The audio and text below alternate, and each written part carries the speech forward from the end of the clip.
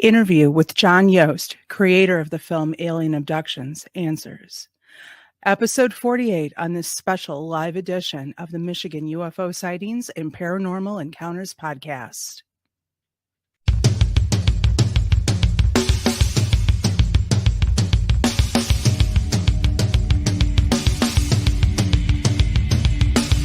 Welcome to the Michigan UFO Sightings and Paranormal Encounters podcast.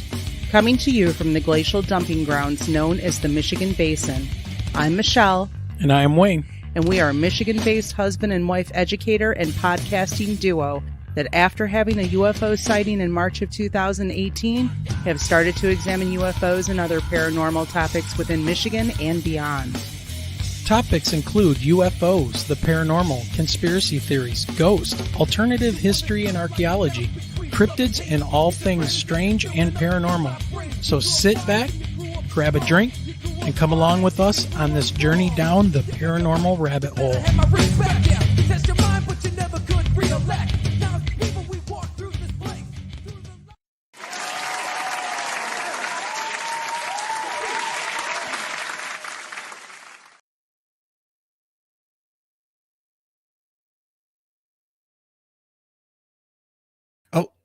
All right, everybody. How's everything going out there? Michelle, come on in. What's going on? Everyone. Well, this is a very special live edition of the show. It is a very special March 4th, 2023, as we are doing this live on YouTube, Twitter, and Facebook. And then we will be releasing this on all the major podcasting platforms shortly after. So hello to the chat room tonight, and to those of you that will be watching this later, welcome and thank you for spending your time with us. Michelle, how's that chat room looking already? Oh, we've got a lot of folks with us. We've got Zach Diecast with us. Guy's here. Diana's here. Atlantis is here. Hey. Intergalactic Overhaul. So yeah, we've got good seeing you. And just peeps here. Yeah, and just a quick note. If you're watching this on Facebook and you type into the chat on Facebook, it does not tell us your name. So unfortunately, it'll just say Facebook user over here in StreamYard land. So that's all we'll get to see. So just to let you know, if you want to put your name in the comment and send it our way, then we can, call it out at that point. But yeah, so we've got a very special guest tonight, and we watched his film today, and it is fascinating material. And that person would be John Yost, as Michelle said in the intro. And if you have questions in the chat for John, please type them in the chat and make sure you put them all in caps, and we will try to get as many of them in as we can. I have a list of questions myself that I want to ask because I find this alien abduction thing fascinating. And as a science teacher, I'm not exactly sure what to make of it. I don't know what to make of a lot of this. And we've been doing this for 2.5 years now and still scratching our heads. But John might have some answers for us. His film is called Alien Abduction Answers. So let's see what we can figure out and what's going on here. So I don't know. Also, don't forget, Michelle, like, subscribe, share out the show. Absolutely. We both truly appreciate it. Speaking of support, we need to give a couple of shout outs tonight to Havah H for her continued support, and to our new Patreon member, Taebin R. Thank you for your continued support. And if you out there would like to be a supporter, you can find the links down in the show description. Yes. So, speaking of our guest, to get everybody warmed up for what is about to happen here, let's go ahead and look at the trailer. Here we go. Everybody check this out.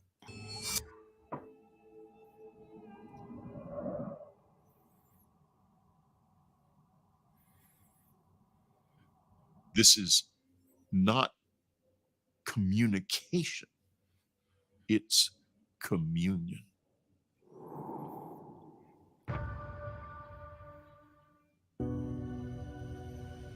Hundreds of thousands of people have claimed contact.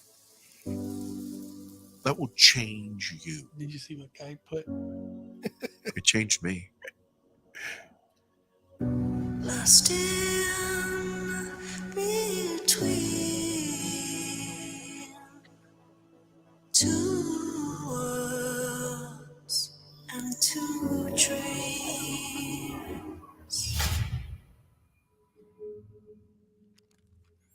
This was something that I kept buried for years.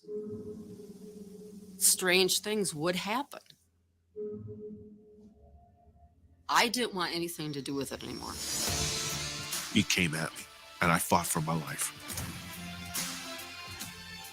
Ships started to pop up in the sky. And there's this bizarre disk of light. And it was moving across the sky very fast. The experience is often very terrifying. If I felt fear, I would crawl under my covers, hoping that it would go away, whatever it was. I know that we were put in that craft. I knew I was going to go to another planet. And the being was right next to my face. He saw two shadow beings. That's when I felt like I was going to die.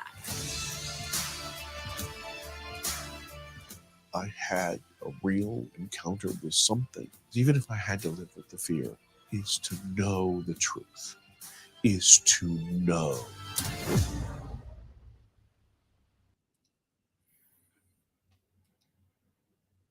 Wow, Michelle.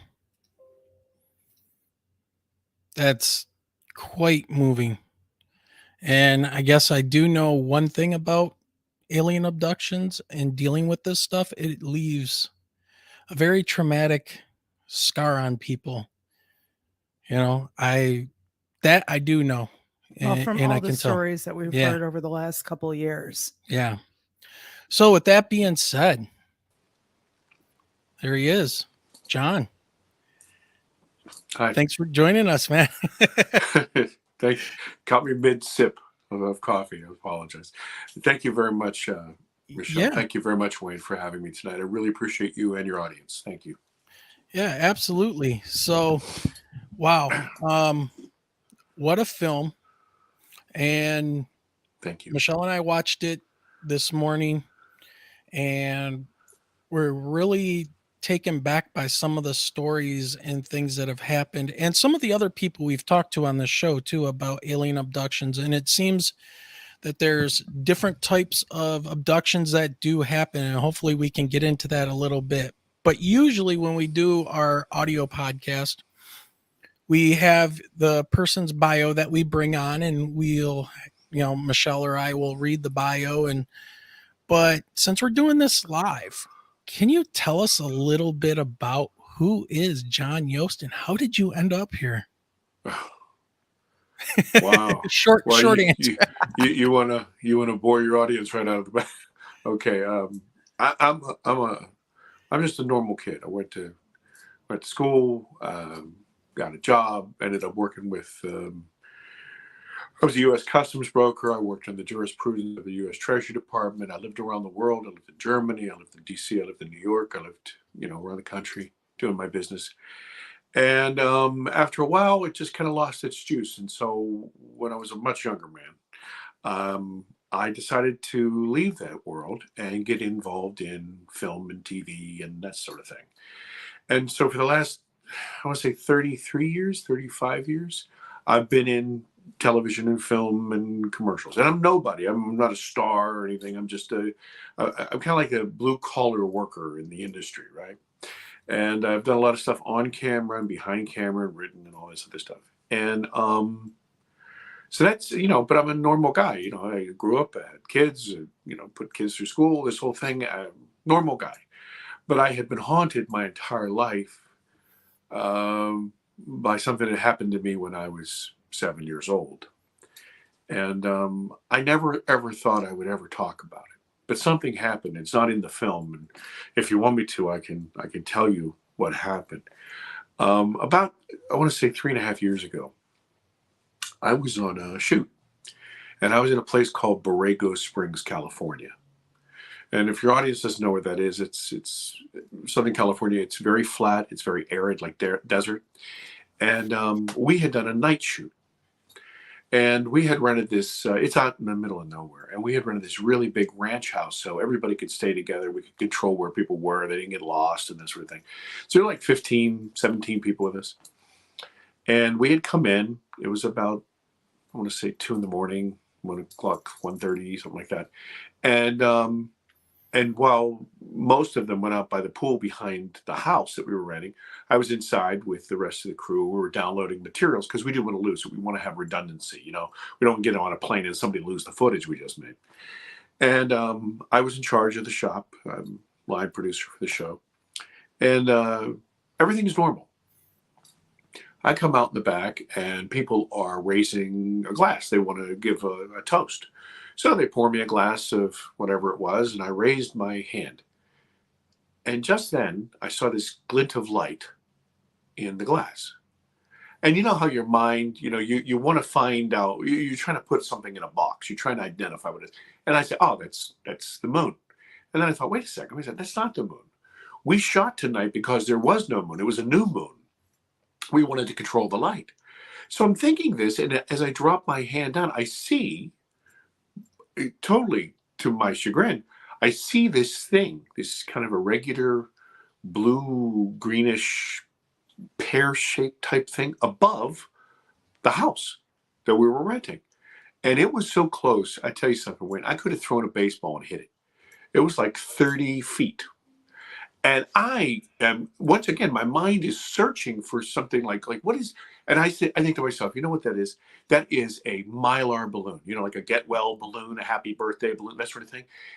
But my mind says, no, that's as big as a Volkswagen. That can't be. So all of this is happening literally in seconds. And as I drop my glass, I say, what the, and one of my cameramen, his name's Scotty, was sitting right beside me. I turn him and I say, look at this. He says, what the, and just as he does, everybody around the pool, like I said, there were 15, 17 people, they're going, what is that? Oh my God, is that a UFO? What? And I am just shocked. This thing moves so damn fast, like a zigzag, and stops right above my head. And no balloons can do that. And I don't know how long it was there. I don't know if it was a second. I don't know if it was there for an hour. But what I know is at that second, I was feeling something that I had not felt for over 40 some years. I felt like the world was dropping out from underneath me. I've explained it in other interviews like this. If you've ever stood on a beach and the water comes up over your ankles, and as it goes back out, it kind of pulls the sand out from underneath your feet, and you feel yourself kind of drop back. That's the way it felt. And I hadn't felt that since that evening when I was 7 years old. Well, I'm kind of dying in myself, and this thing zips away about 10, 20 feet away from me, stops again. People are still talking, still buzzing, and then it just drifts off very slowly into the desert. And as I mentioned, this place is very flat. So everybody watched it for like a minute and a half, you know, almost 2 minutes. And they're buzzing, and, you know, this is kind of a, you know, a cause to kind of celebrate what happened. But meanwhile, I was so afraid. I don't know if you guys have ever experienced this, where you're either so cold or you've been so ill, like your insides are shaking, like you almost like you have dry heaves. And so I had to get the hell out of there. So I made some stupid comment about, oh, you know, you young whippersnappers can stay up and drink all night, but I've got work. And I make my way to the room that I had in the house. And I'm not proud of this, but what I did was I literally barricaded that door with the bed and all of my luggage. And I sat in a corner. And like I said, I'm not proud of this, but I cried like a baby. And you gotta understand something. This was not a 50-some-year-old guy dealing with something. This was a 7-year-old kid who had never dealt with something. And I cried and had a horrible night, fitful, didn't sleep. So you have to understand, in my business, I'm really good at what I do. I'm anal retentive. I check all the boxes. Usually you're dealing with a lot of money, and most of the time you're dealing with other people's money. So it's important that you have your crap together. So I was so upset with myself that I couldn't get a handle on this. Took a hot shower, shaved, I'm ready to go. I open up the door, I'm early, I'm going to walk out there, have a coffee. And I'm petrified of Big Sky. I can't walk outside. And there's the pool, and I am petrified of water. And I can't get close to the water. Now, let me push in on this. The reason this is so crippling for a guy like me is I've got to go search out some locations. Well, I can't go out to my car. So I have to get somebody to go with me to go. And this is embarrassing. And my guys, I've worked at the same company, Rhino Pictures. I've worked at the same company for over 13 years. These guys know me really well. And I'm a hard charger. I'm always the first through the door. We got to get, all business. So they're looking at me a little strange, like something's going on. And so I'm having a really hard time. We get through the shoot. A couple of days later, I fly back to the East Coast, thanks to some very fine Irish whiskey. But I get off the plane, and my family and friends know there's something wrong. They can see something wrong. And I suffer with this thing so bad.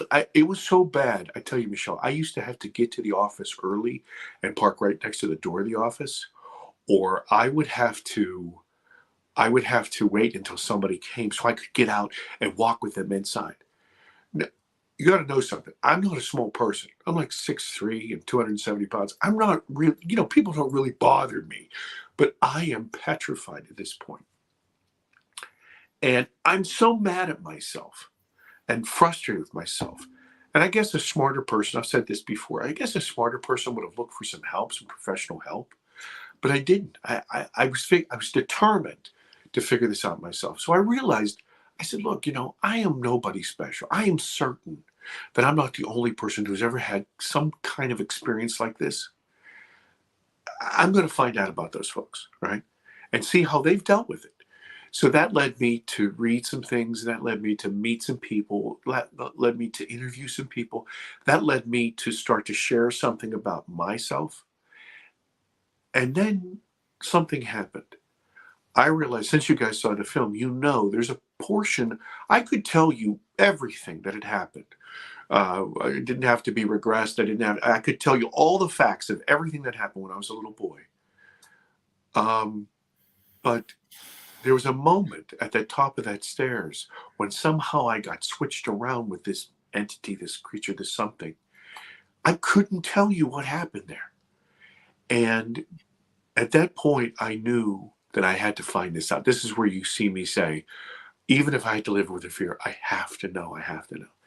And so something occurred to me. I realized that there probably were a lot of other people out there who had encounters with things that they just didn't understand, okay? I'm not saying what it is. I'm not putting a name or trying to put it in a box. But they were so embarrassed or so frustrated or so afraid or so ashamed, they couldn't ask anybody.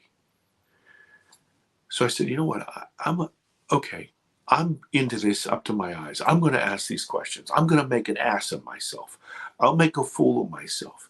If people can watch this and I can be their fool and I can ask the question, they can sit on the sofa in the safety of their own home and they can laugh at me. It doesn't matter.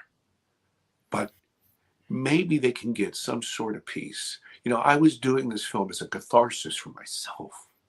And I was hoping that people who watched it would receive some sort of a peace, because even though I'm not 100% okay, I'm a lot better than I ever was. And so I know that's a really long answer. I apologize. No, it's I'm perfect. I'm Irish. So if you gave me whiskey, we'd be here until next week, right? So anyway. Well, hey, it's an interview show. It's an interview show. So this is about you. So in your film. So I think Michelle wanted to kind of follow up with. Yes. Well, about talking to us more about the abduction experience and what you did experience that night with the figure that came across as someone who was, I guess something that you would see as comfortable. That you knew from TV, known as Ultraman. Because as soon as I saw it, I'm like, well, there's, it's, like Godzilla. Yeah. Right. Yeah. What happened was this. I was 7 years old, and my bedroom was in my parents' home, of course, on the second floor. We weren't wealthy, and it was August, and it was very humid. And so the windows are open, and I'm in bed, and it's in the middle of the night, like, I want to say like 2 or 3 o'clock in the morning, something like that. Anyway, I'm awakened by this kind of undulating hum, kind of a that sort of thing. And I'm ticked off because I'm tired. And I sit up and I'm mad because I can't get back to sleep because this hum is bothering me. So I kind of rub my eyes and I go to the bathroom and, do my thing, and then whatever, get a glass of water. The water runs for a really long time. And I don't know why. To this day, I still don't know why. But after some time, I turn off the water and I open up the door. And when I open up the door of this bathroom, I'm looking into the hallway, and in the doorway to the bathroom is this figure, which to me, to my 7-year-old mind, was a character I'd seen on television 1,000 times, this character called Ultraman. And Ultraman was a character in this Japanese television show, and I loved Ultraman. Ultraman was a good guy. He fought the bad guys. Yeah, I used to watch it all the time. Johnny Sacco too. I was never afraid of Ultraman, right? Yeah. So I'm looking at Ultraman, but the only difference is that I was the smallest kid in my class until probably high school. So Ultraman was a tiny dude. He was my size.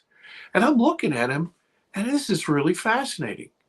And somehow we got really, really close in that doorway. And I'm telling you, nose to nose. And then something happened. And what I explained earlier was I hadn't felt this feeling in so many years. I felt that world start to pull out from underneath me. I felt that sand start to slip out from underneath my feet. And I became petrified. I'm a little kid. What the hell's going on? And like a drowning man, I lash out. You know, like if you're, you flail. I and literally lay hands on this character in my doorway. And there's a tremendous flash of light. There's this feeling like I'm moving. And it was almost like I was on a carousel that had gone totally crazy. It was off the rails or whatever, or some sort of speeding bullet train. I could see all these colors past me, like green, blue, yellow, and I'm disoriented, and I'm fighting, and as I'm kind of coming to myself again, I'm still in the middle of fighting. But what happens is I am confused because somehow, and I don't know at this point in the story, I don't know how, I'm literally interpolated with this character. This Ultraman's back is now in the bathroom, and my back is in the hallway. And I'm kind of weirded out by this, but I'm still in this fight because, for God's sake, I don't want this to happen again. And as I go to hit this character, I don't know, it was he raises his hand and he touches me on my left. I feel like there's a big flashlight, and I feel this power that hits my chest. It's almost like if you've been on an ocean and you feel the water hit you in the chest, knock you down. That's exactly the way it felt. And I went back, and behind me was a set of stairs that went to the first floor. They're all hardwood. And man, I fell. And I felt ugly, meaning like I'm banging off walls, flipping over. This was not a Hollywood fall. And I'm smacking, and I get to the bottom, and I am screaming like a madman. I am hurt. I am scared. I am freaking petrified. I've been attacked by something that I don't understand. And my parents had a bedroom on the first floor. So they come running around. And my father's a big, gruff guy. He worked in the mills. He says, what the hell happened? And I'm pointing upstairs, screaming, bawling. Ultraman is upstairs. I'm sure my father hears, intruder. He bounds up the stairs, he's a big guy. He goes up there. My mom is looking at me, mystified. She's trying to console me. And my dad's slamming some stuff upstairs. And eventually, at some point, he comes to the top of the stairs. And he looks, he looks really pissed off. I awakened him. And, of course, there's nothing there, right? So anyway, my mom's trying to calm me down, and they take me upstairs. And they do what parents do, open up a closet. See, nothing here. So look behind the door. Look under there's nothing here. And they lay me down in bed, and my mom gives me a little kiss on the forehead. And man, I was zonked. I think it was because all the adrenaline pumping through my body that I was in a coma, man. I just wiped out. Well, I got to date myself here. The next morning, I woke up and I was sore. I felt like I'd been beaten up by a bully. But in the 70s, you know what kids were like. You grab a waffle and you run the hell outside. It's summertime, no school. You play until dark, until your mom calls you in for dinner. And that's exactly what I did. That's what I did. This is the 70s. And so mom calls me in and she says, listen, you are disgusting. Because remember, I told you it's very, very humid. And I have been playing all day. And so we're going to get a bath. And of course, I'm a little boy. I don't want to get a bath. And she's struggling with me a little bit to take the shirt off. And she's examining the cuts and the bruises and stuff. And she gets to my left shoulder and she says, oh my God, honey, what happened here? And I look around. I'm like, Mom, I told you, Ultraman, And she really looked sad. Mm-hmm. And then, she said, it'll be okay, honey. It'll be okay. And so we got a bath, whatever. And I don't know. I had meatloaf, macaroni and cheese. I don't know. And so everything was okay. A couple of days later, my dad is taking me to the doctor. And as we pull into the parking lot there, he says to me, "Now listen, son, I don't want to hear any of this. I know I don't want to hear any of this bullshit about Ultraman. You keep that stuff to yourself." And I mean, I'm 7 years old. I have no concept of the import of what, I love my dad, sure, Dad, whatever you say. Yeah. So the doctor's examining me, whatever. He's looking, and this is a couple days later, like I said. So the bruises are yellowing and, healing and that sort of thing. And cuts are healing. He gets to my shoulder. And he says, "Hey, sport, what happened here?" And I start to blur by like, "Oh, well, there was this," and my dad was in the corner. And like I said, my dad was a big man. He worked in the mills. He was a big man. He looked at me. He gave me the look. And, today, kids are mouthing off to parents and teachers and whatever. But back in the 70s, you didn't give, you do it with the look meant, right? The neighbors would line up to beat you if you were bad to your mom or dad. Yeah. And so I knew what that look meant. And so I just said, "Oh, I fell when I was playing or something." And anyway, I get a lollipop and I go on my way. My dad is driving me home. And as we pull into the driveway of my parents' home, he says to me, "Now listen, I am telling you, son, I am serious. I never want to hear ever about any kind of Ultraman thing. I don't want you scaring your mother. I don't want you scaring your sisters. You shut your damn mouth about that." And once again, I don't understand why. But I say, "Okay, Dad, sure." And from that moment on, I lied about it ever since. Now, I've had a lot of friends throughout the years, they say, "Well, why didn't you say so? We're a teenager or whatever." Well, what happened is that, I played a lot of sports in school. And you'd be in the shower or whatever, and somebody would go, "Yost, what the hell happened to your arm?" And I, it's almost like muscle memory. You two guys wear glasses, right? So let me ask you this. This morning, when you got up out of bed, you didn't say, "I would like to see clearly, so I believe that I will put on spectacles to rectify that matter."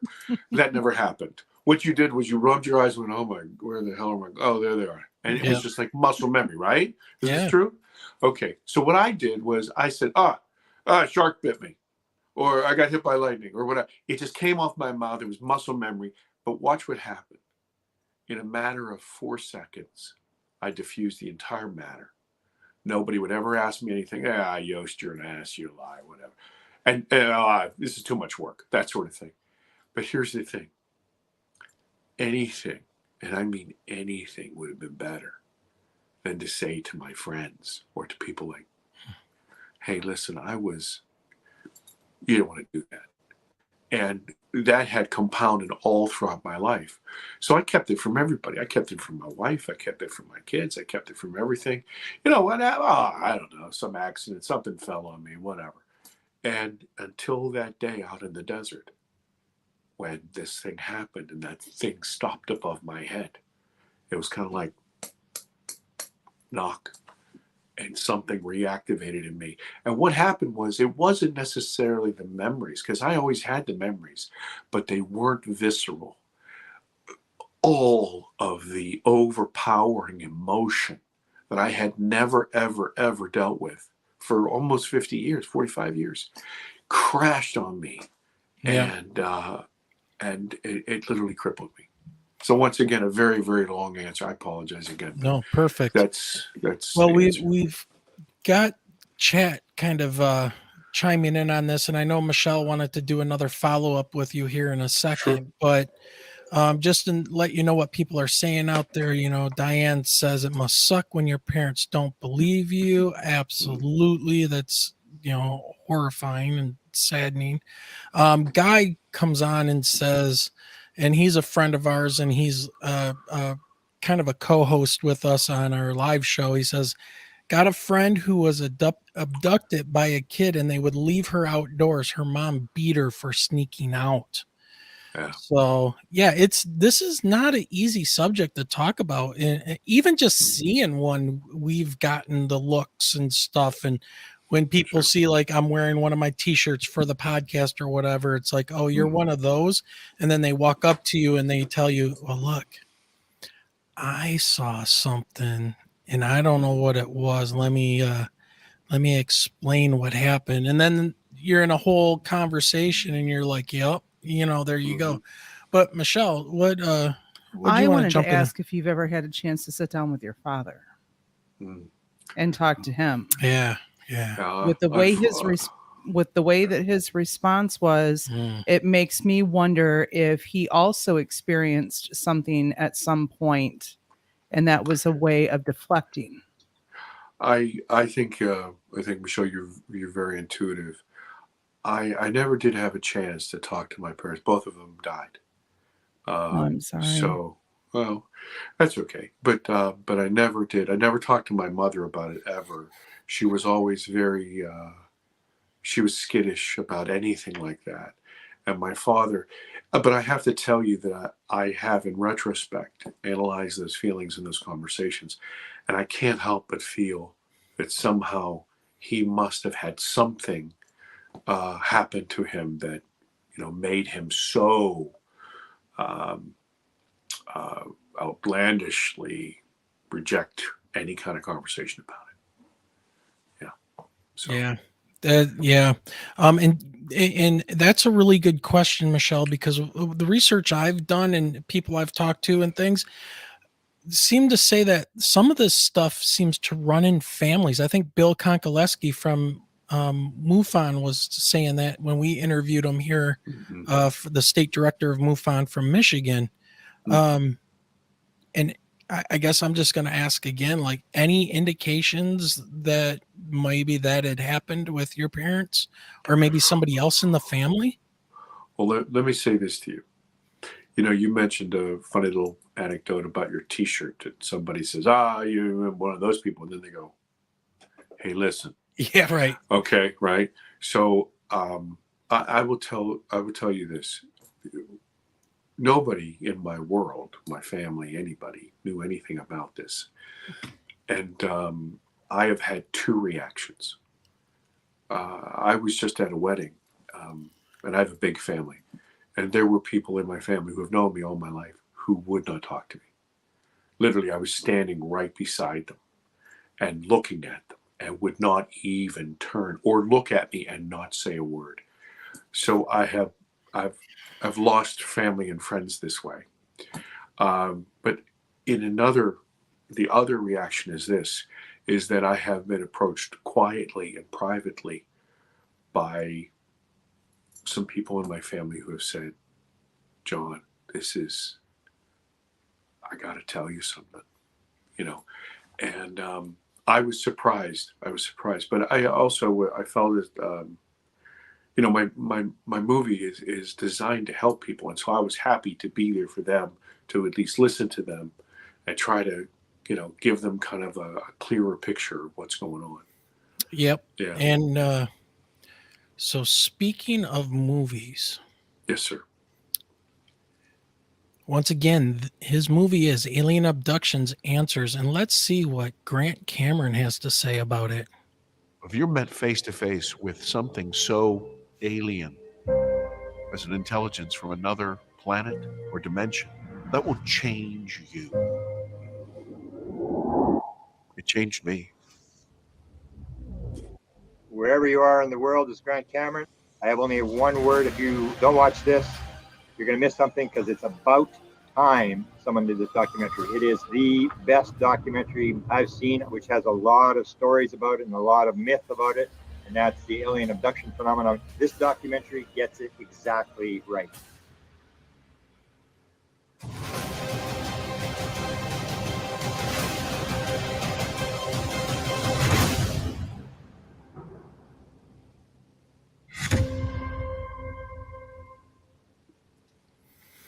All right, so Alien Abductions Answers. So, John, why Answers? What about this is the answers?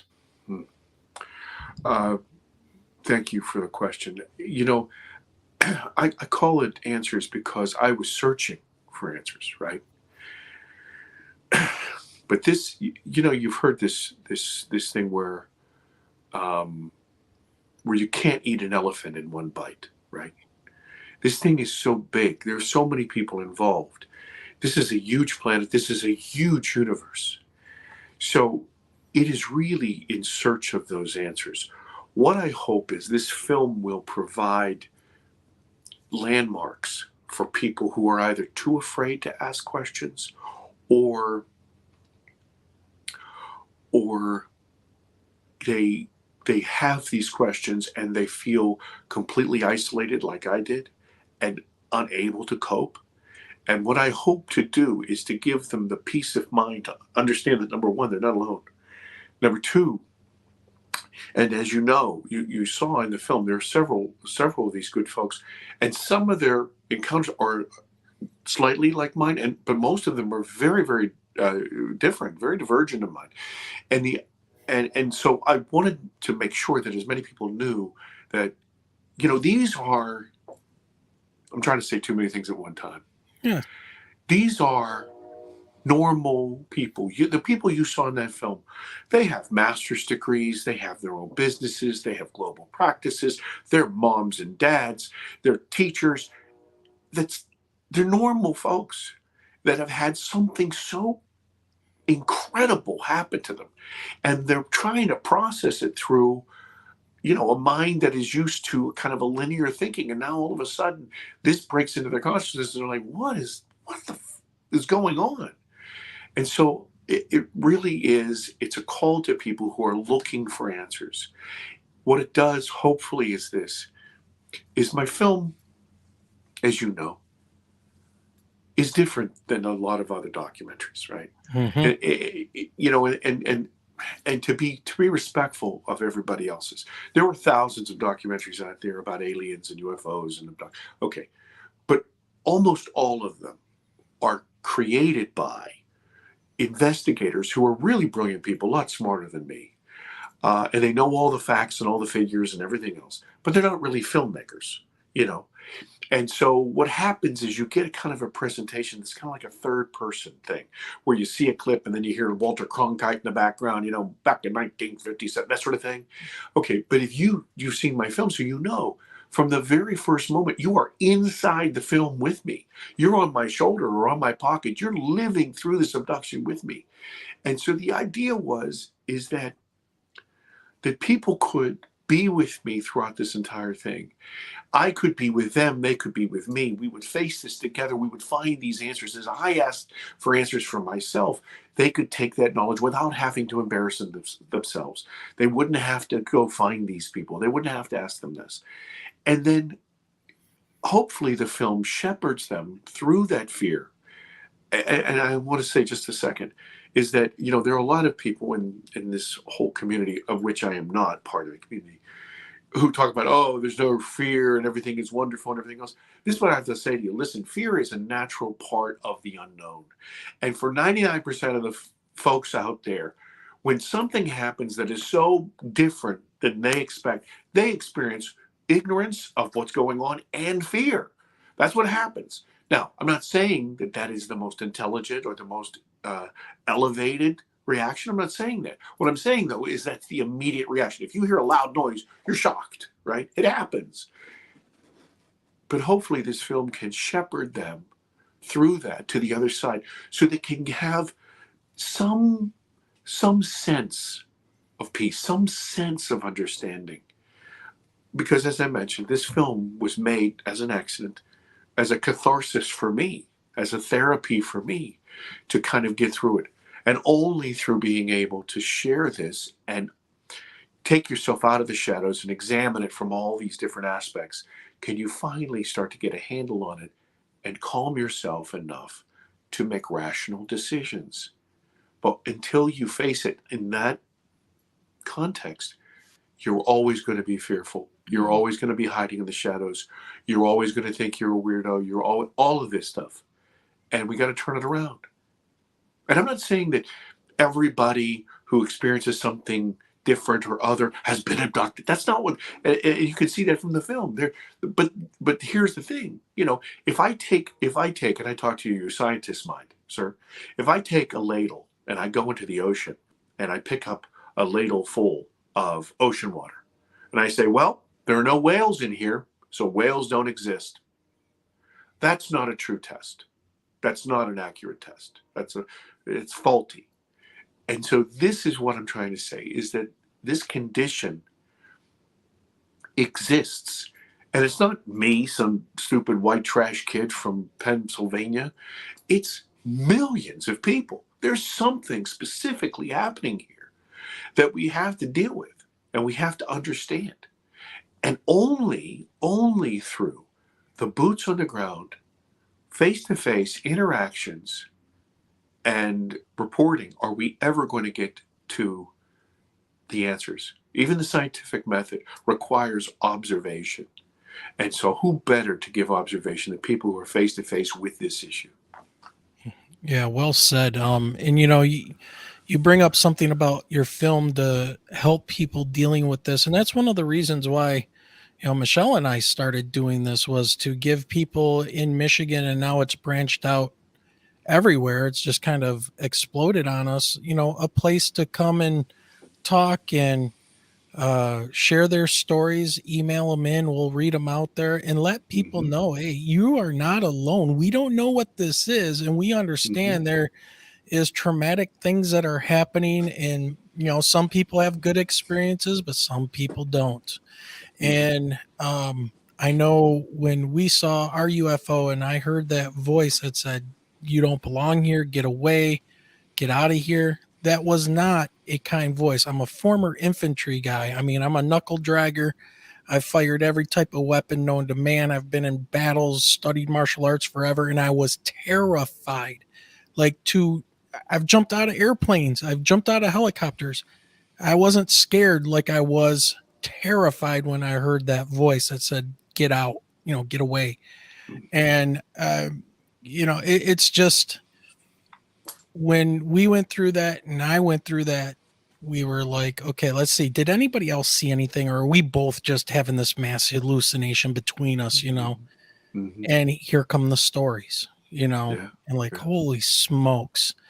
But okay. So one of the questions I had for you was about, how did you meet Deb's, Shakti. Is it Shakti? Okay, yeah, Deb yeah, Shakti.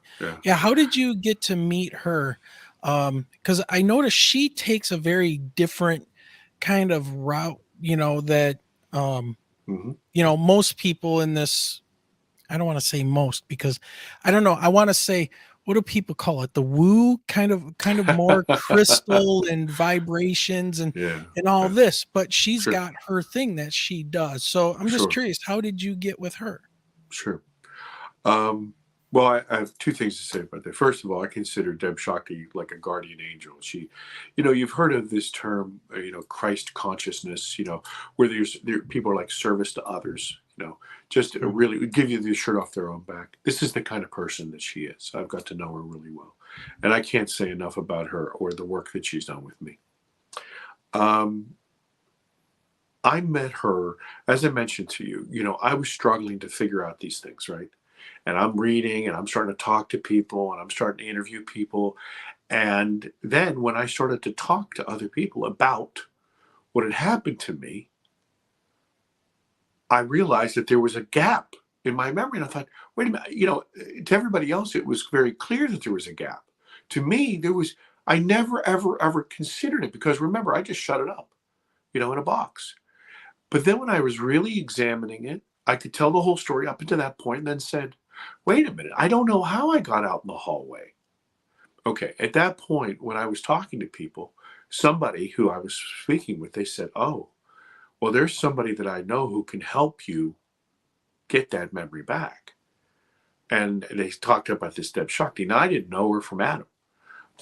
So I met with her, and listen, I am kind of I'm a left brain kind of check anal retentive guy. So I'm your kind of people, Wayne. Okay? Right. So when she's talking to me about this stuff, I'm going, come on. And then also on top of it, I'm like, like 6'3". She's an elf. She's this tiny little waif person. And she's talking about being able to regress me. And I'm going, and I'm not a misogynist. I was raised with 5 women. But I'm looking at this little person like, yeah, come on, you're going to knock. Come It's on. the little ones you have to worry about. Oh my God. Oh Yeah. my God. So she smiled up at me. She smiled up at me and she said, well, we'll see. She has this little impish smile. And what she said to me later was she said, look, John, I'm not going to do anything. Okay. I want you to understand something. I'm not going to do a single thing. All I'm going to do is show you how to relax enough to walk down that hallway that you built and unlock that door that you locked and open up that filing cabinet that you created. And you're going to look in and all you're going to do is observe and report. That's it. That's it. I'm not going to do a single thing. She said, but you have built up like a mental callus around this because there's some trauma involved in this. And what we have to do is we have to relax that enough that you can actually face this. And I was doubtful. I have to be honest with you. And then I was shocked because I'm going to tell you something, Michelle. You're right about the little ones, because I was standing there. And what you see in the film, it's interesting. Let me tell you a little backstory. So first of all, I wanted to film it for myself. This was not part of the movie. This was going to be just for me. I hadn't created a movie. I wasn't thinking about a movie. I didn't want to forget. I had spent my entire life lying about it. I wanted to know and I wanted to capture it so I could remember. And she was really against that. I mean, she said, listen, John, this is not some screwy carnival. We're dealing with serious topics. We're dealing with your psyche. We're dealing with your heart, your mind, your soul. You can't play games. And then I told her, I said, listen, I have this idea that I need this for myself, but also this might help other people. And so this is why I mentioned that Christ consciousness thing, because when she realized it would be for other people, maybe, she said, okay. But then she insisted that nobody could be in the room. They had to be out of the building, all this other stuff. So we had to set up remote cameras and extra batteries and all this other stuff. And these guys were in other places. And also, the interview took like 6.5 hours. I was under for 6.5 hours. You saw, I think, like 12 minutes of it, something like that in the film. Yeah, and I have a question about that coming up. So okay. So, but what you see in that footage is you don't see some big galoot, talking about. You see a 7-year-old kid struggling. So after it was done, I was totally exhausted. I was wiped out, and I couldn't watch it for a while, like a week or so. And then I could watch like 10 minutes of it, 15 minutes of it, and then I couldn't watch it anymore because it was so emotional, so raw. And then after a while, I could watch a little bit more, a little bit more, a little bit more. And then I realized at that point that this was going to be the cornerstone of the film. And the thing I have to say about Woo is this, Wayne. If I told you that,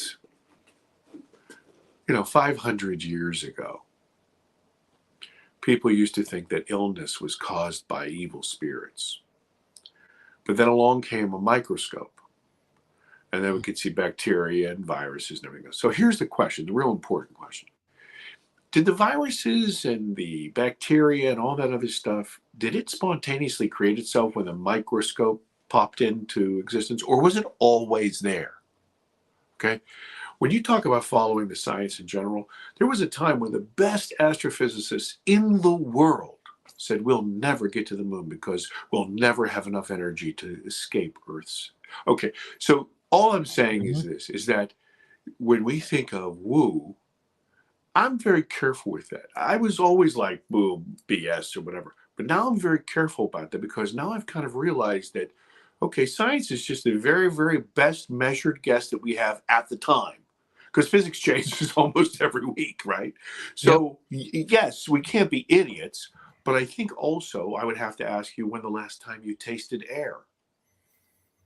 You've never tasted air. You don't see air, but you know it's there because you can see the effects. And so what I would say to you is that I have discovered that some of this stuff that people call woo, you start to see the effects, and you say, okay, well, look, if this is not manipulation, let's go through it with a fine-tooth comb, make sure there's no BS here. But if this is not manipulation, then there's something here. I can't deny the evidence. I can't explain the evidence, but I can't deny it. And that's all. That's where I am about that. Yeah. Okay. Your follow-up question, sir. Yeah. So, well, basically, I've got two now. So, and answer them in any order that you want. So, yes, sir. Yes, sir. When you were talking to Debs, yes, sir, and she was talking about opening up this pathway that you've created and stuff, did it ever go through your mind? Oh, no, I don't want to explore that. Never mind. No, I'm done. I'll just forget about it. I'll lie about it. I don't want to deal with it anymore. And then my second question is, when you're being hypnotized in that scene in the movie, is that a reenactment of what happened, or was that and the only reason I'm saying that is it seems like it's a pretty intimate thing to go through while being recorded and kind of taking a big risk for your own self about what might come out and be on these videos. So please answer in any order you wish. Those are really fair questions, and I want to tell you some. Wayne, I can tell you're ex-military because you're balls to the wall, brother. You asked me, you're calling me on the carpet, and you should. First of all, I was petrified. If you see that footage again, you'll see there's a big pillow to my left. I got it in a death grip. I was petrified. And I was also petrified because I had never been under any kind of circumstance like that. I didn't know, was I just going to say things? Was I going to relive things? What was going to happen? So I was really like hysterically inside, petrified. Secondly, let me say something that you didn't ask is when I first started to relax and go into this state, I kept thinking to myself, this is bullshit. This is a lie. This isn't me. This isn't me. And then something happened. What happened was my mouth was opening up, but I wasn't talking. Something else was talking.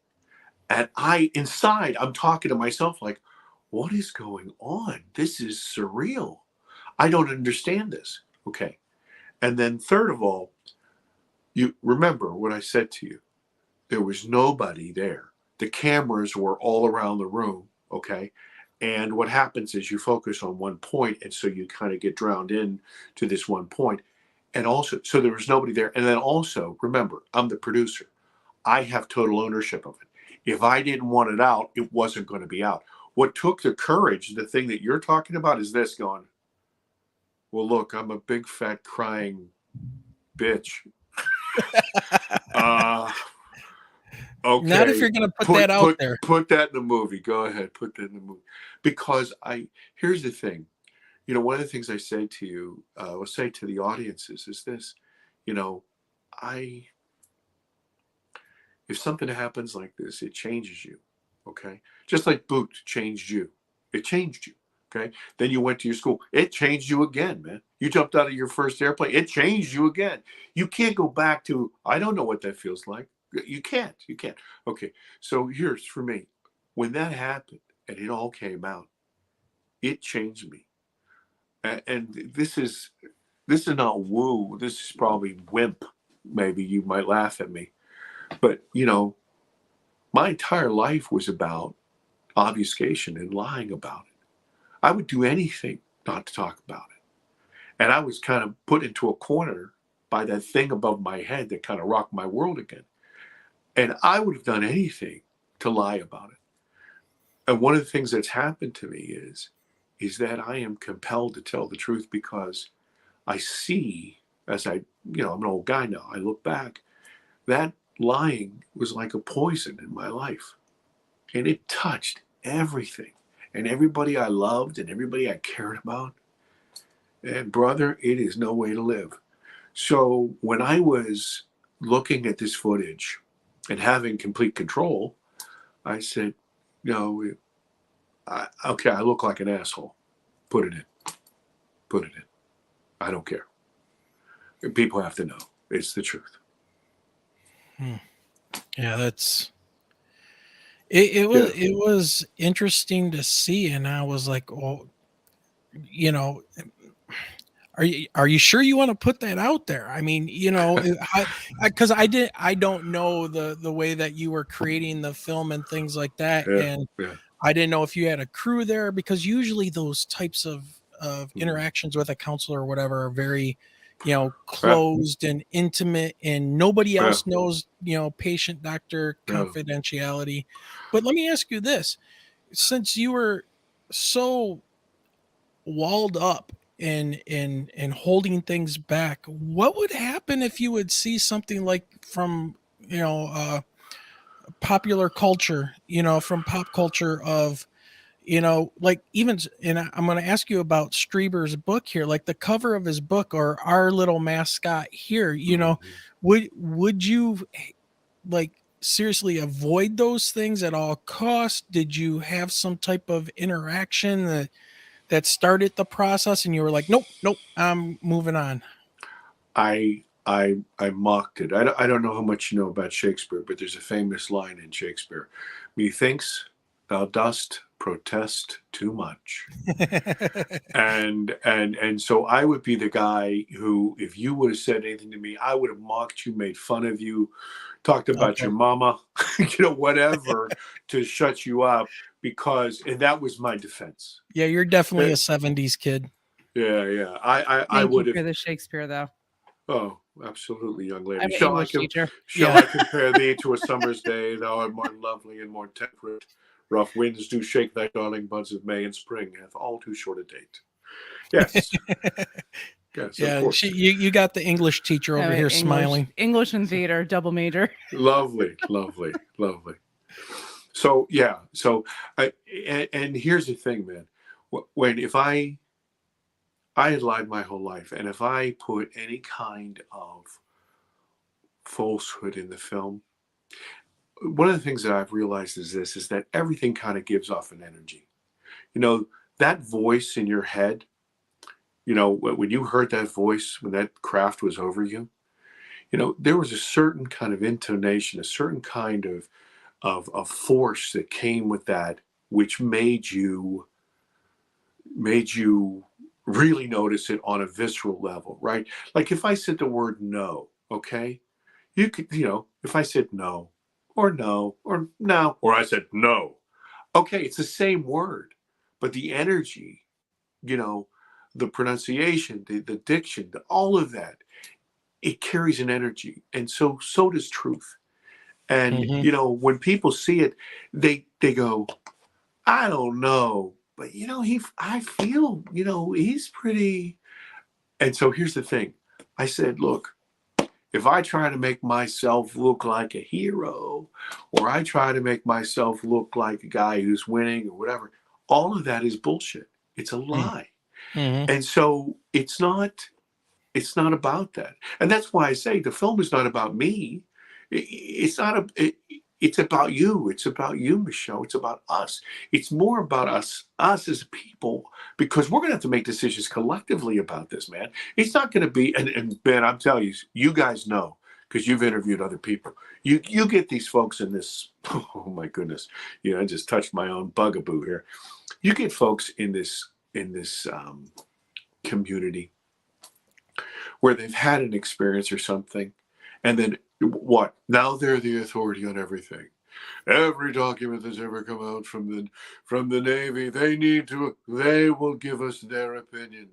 And you know, they're the kind of people who scream out their own name during sex. You know, me. But I just, it's a bunch of crap. This thing has nothing to do with John Yost. I'm a nobody. This is about us, because guess what? It's us here. We're here. We're going to have to make decisions collectively, you know? And if we don't get our shit together, if we don't talk to each other, if we don't really, really help each other like you two guys, we're going to be in a lot of trouble, man. Yeah, in a lot well, of trouble. Yeah. speaking of being in a lot of trouble, apparently Rick Davis has tried 3 times to ask a Oh, I'm question sorry. and we've I'm missed sorry. it. So that's all on Michelle and I trying to do Haven't even 20. seen it pop up. Sorry, Yeah, Rick. trying to do 20 different things. But he says, Sure. John, what date were you born? Year not needed. Also, where is your origin? Like England, Ireland, Scotland, and I Well, we think heard you've. about the Irish whiskey. I was gonna so- say, yep. Yeah. I am. I was born on September 21st, 1966. I am an American. I was born in the United States, but my families are from Ireland and from Germany. Okay. I hope that answered Perfect. the question. There you go.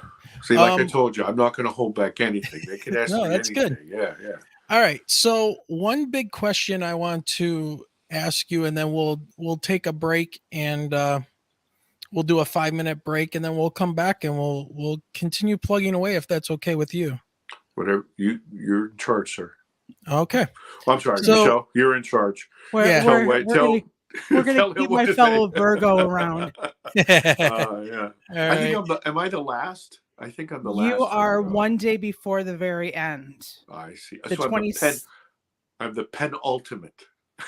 the 22nd of September is the last day of the Virgos. I see. All right. Okay. So this is kind of a personal question, and if you don't want to answer it, I completely understand. But did you try Sure. seeking out other medical professionals to try or figure out what might have happened to you before you went and met with Debs? As I mentioned earlier, I think a smarter person would have probably went that path first. I was so bottled up with all of this that I said, okay, so let me how do I do this? And I have so much. I have one of these attitudes about education too.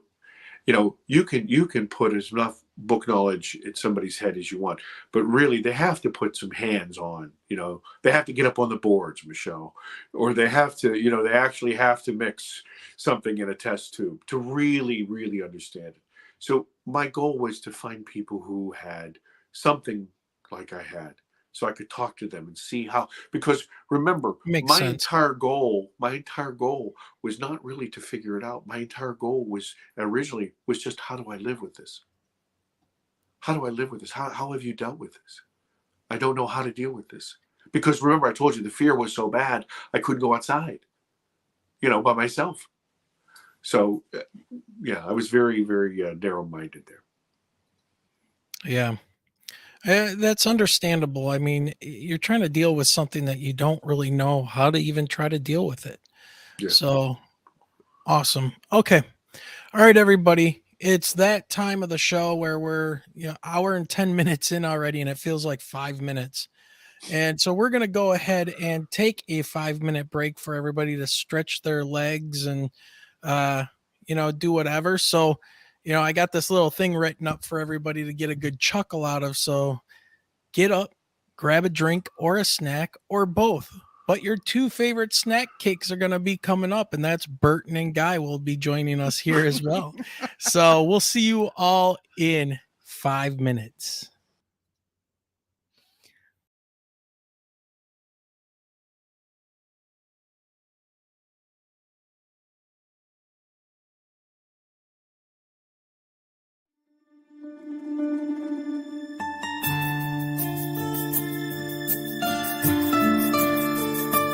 Traveling near New Boston, Michigan? Hungry? Well then, you need to check out New Boston Coney and Grill tucked away at 37005 Huron River Drive. With daily specials, homemade soups and desserts, and a staff that makes you feel like family, you will not be disappointed. Give them a try for dine-in or carry-out at 734-606-5313. You can find their page, including their menu, on Facebook. Bon appetit!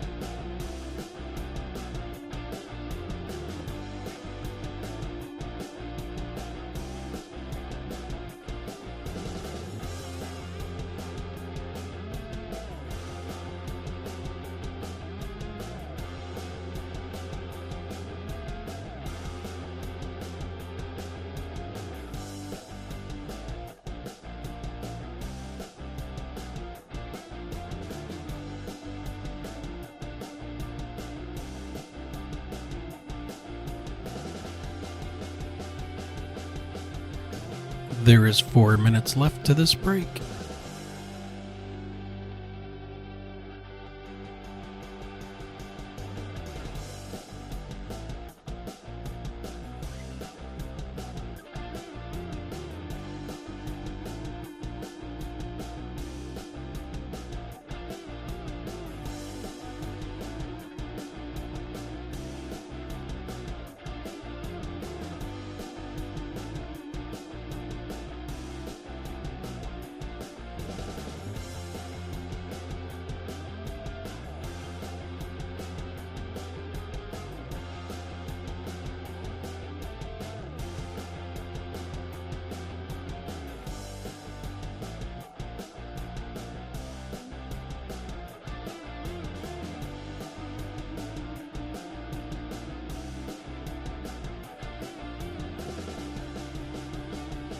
Three minutes left, everybody. Just 3 minutes.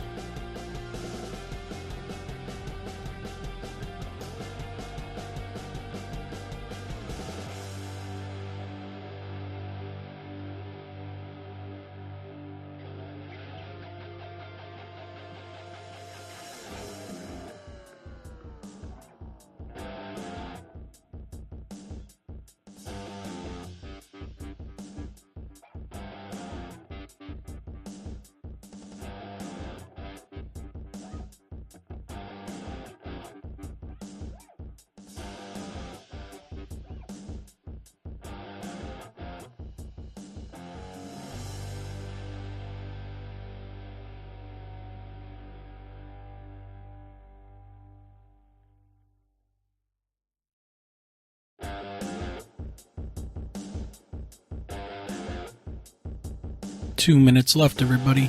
Get ready. 2 minutes.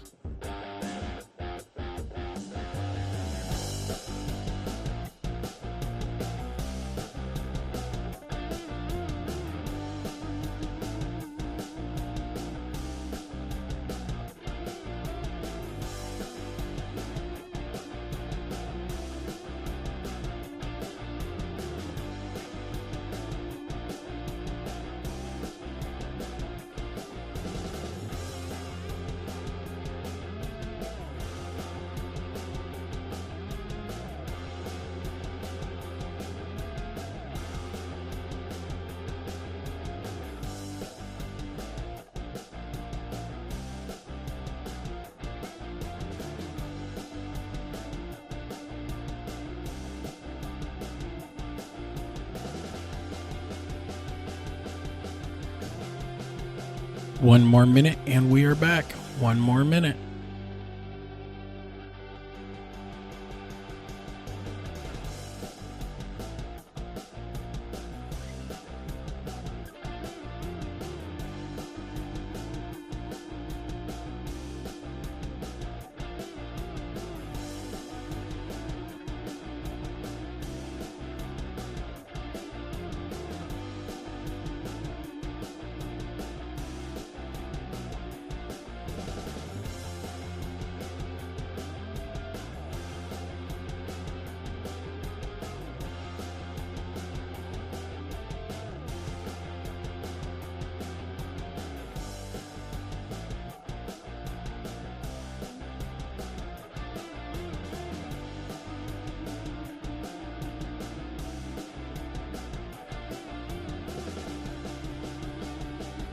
All right, everybody, we're back.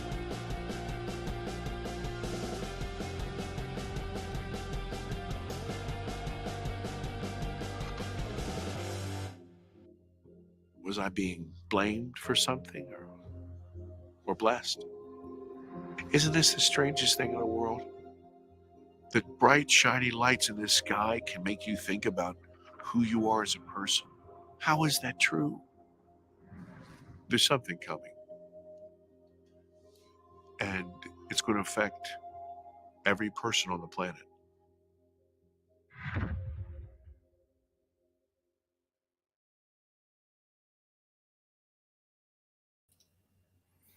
All right, ladies and gentlemen, we are back.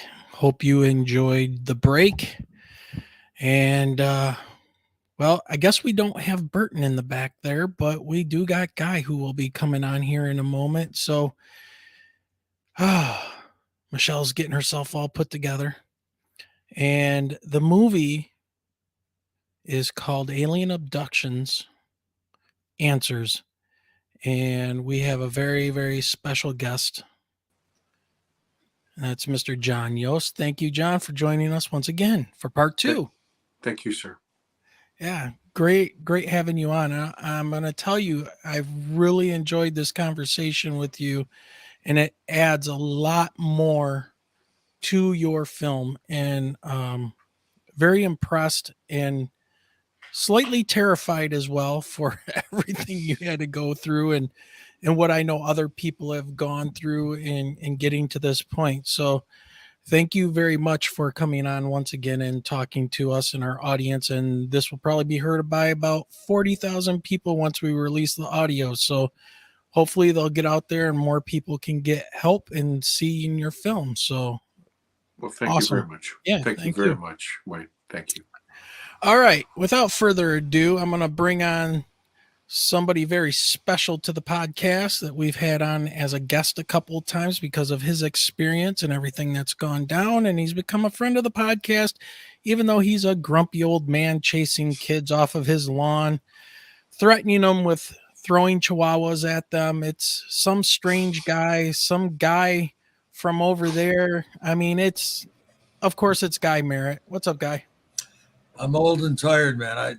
I added a little subtitle tonight. I put paranoid schizo drywall expert under it. And I'm on this show with this luminary, this guy in showbiz, and I'm just some old guy that does drywall and chases dogs around, But yeah, and throws dogs at people. Apparently, I really enjoyed. I almost didn't even want to be a part of this. Linda and I sat and watched it. And I didn't know how interested I'd be in this. I'm an honest guy to a fault. And we both found it absolutely fascinating. And for myself, it rang so many bells that I can't even list them all. We'd be here just with me doing that. But, just the idea that people have, vastly different experiences. Mine is really odd. And pushing it down, which I did for years, not to the extent that John did, but I made the mistake of talking about it at one time when I worked at Marshall Music. And actually, the only job I've ever been fired from, I had a bad sales year selling pianos, but I think I also got fired because the owner was not particularly, I think it might have gotten back to him that I said this to a couple of coworkers. But then after at that point, I had not had this blue light thing. I'd just been under a UFO that was enormous. And then after the blue light thing, I didn't say that much, and I stuffed it way down. And I was sitting here, Linda and I got together. I think something happened that got us together. And I was watching it. I'd seen a million documentaries, and I was watching one with Travis Walton, and I'd heard his story a million times, But there was something in his eyes. I saw this kind of sadness, I don't know what it was. We were sitting at this long table. She's got her computer. I got mine. She's partially deaf. And I didn't want her to see me crying, right? And I went in the bathroom and just lost it. I'd never sobbed like that in my life. And I was like 64. I mean, not when my mom died, not when my dad died, not when I was a kid. I thought, am I having a nervous breakdown? And it was because I'd pushed all this stuff down, and I didn't even get abducted. Something happened during that blue light around the house twice. I don't know what that was. The ex-wife said I was unresponsive, and afterwards all this odd stuff happened, and I felt like something was different, and I was seeing numbers on clocks constantly, and neighbors coming over saying, hey, we thought your house exploded in a flash of blue light, and are you okay? We almost called the police. And me running up to a guy I didn't know and saying at a wedding reception who I'd never met and saying, you've had a really weird close-up UFO sighting, haven't you? It's just crazy stuff. that sent me to a therapist for 5 years. And I mean, I've got a 4-year degree in psychology. So, I didn't believe in this stuff either. I mean, I wouldn't say that may be too strong. I mean, I'd heard these stories all my life and thought there's so much smoke, there must be some fire, or possibly there is, but it kind of went in one ear out the other. I mean, I was underneath an enormous triangular ship like Wayne, but I think it was closer. I mean, I was maybe 125 foot from this massive ship. And I mean, it sounds crazy. And, I've had an interesting life. I was a musician out in Las Vegas. And, I turned down a job with Mickey Gilley when he was the hottest thing in country music. I mean, I need this like I need, a colonoscopy every week. I mean, this is, nobody, or like a paranoid schizophrenic drywall expert. Yeah. So, you don't necessarily need one of those. Today I showed you the before and after pictures because Michelle had complimented my ceiling, and I wanted you to see what it was when I started. I had a house fire in 91 and learned to do drywall, plumbing, and electrical, and kind of got out of music. And part of it was I wanted to be left alone. I wanted to just not be around people. That was my zen. It was I just was changed by this stuff. I mean, my priorities were realigned. And John, I really enjoyed listening to you. I can't tell you. I wish it really adds a whole nother dimension to the film. I want to edit the movie. I want to go back and you should have called me. I'm just kidding. Yes, sir. You'll get used to me. I'm a goofball. I'm not all right. But the thing is, I really, really loved when you explained what it was that the trigger that brought you out, so to speak, And it's funny that I use the word out because I've said to my wife jokingly a few times, it would be easier if I were gay or something, I mean, people don't want to. Well, it's like you said, so many things you said, I was like, man, this guy is like channeling me, it's like, I mean, exactly what you said. Some people kind of roll their eyes, and then other people take you over to the corner and say, hey, I've heard some crazy stories from the least likely sources, some old friends. But anyway, I think you did a great thing with your movie, and God bless you. And, I'm glad that you're talking about it, because if we don't talk about it, we're screwed, man.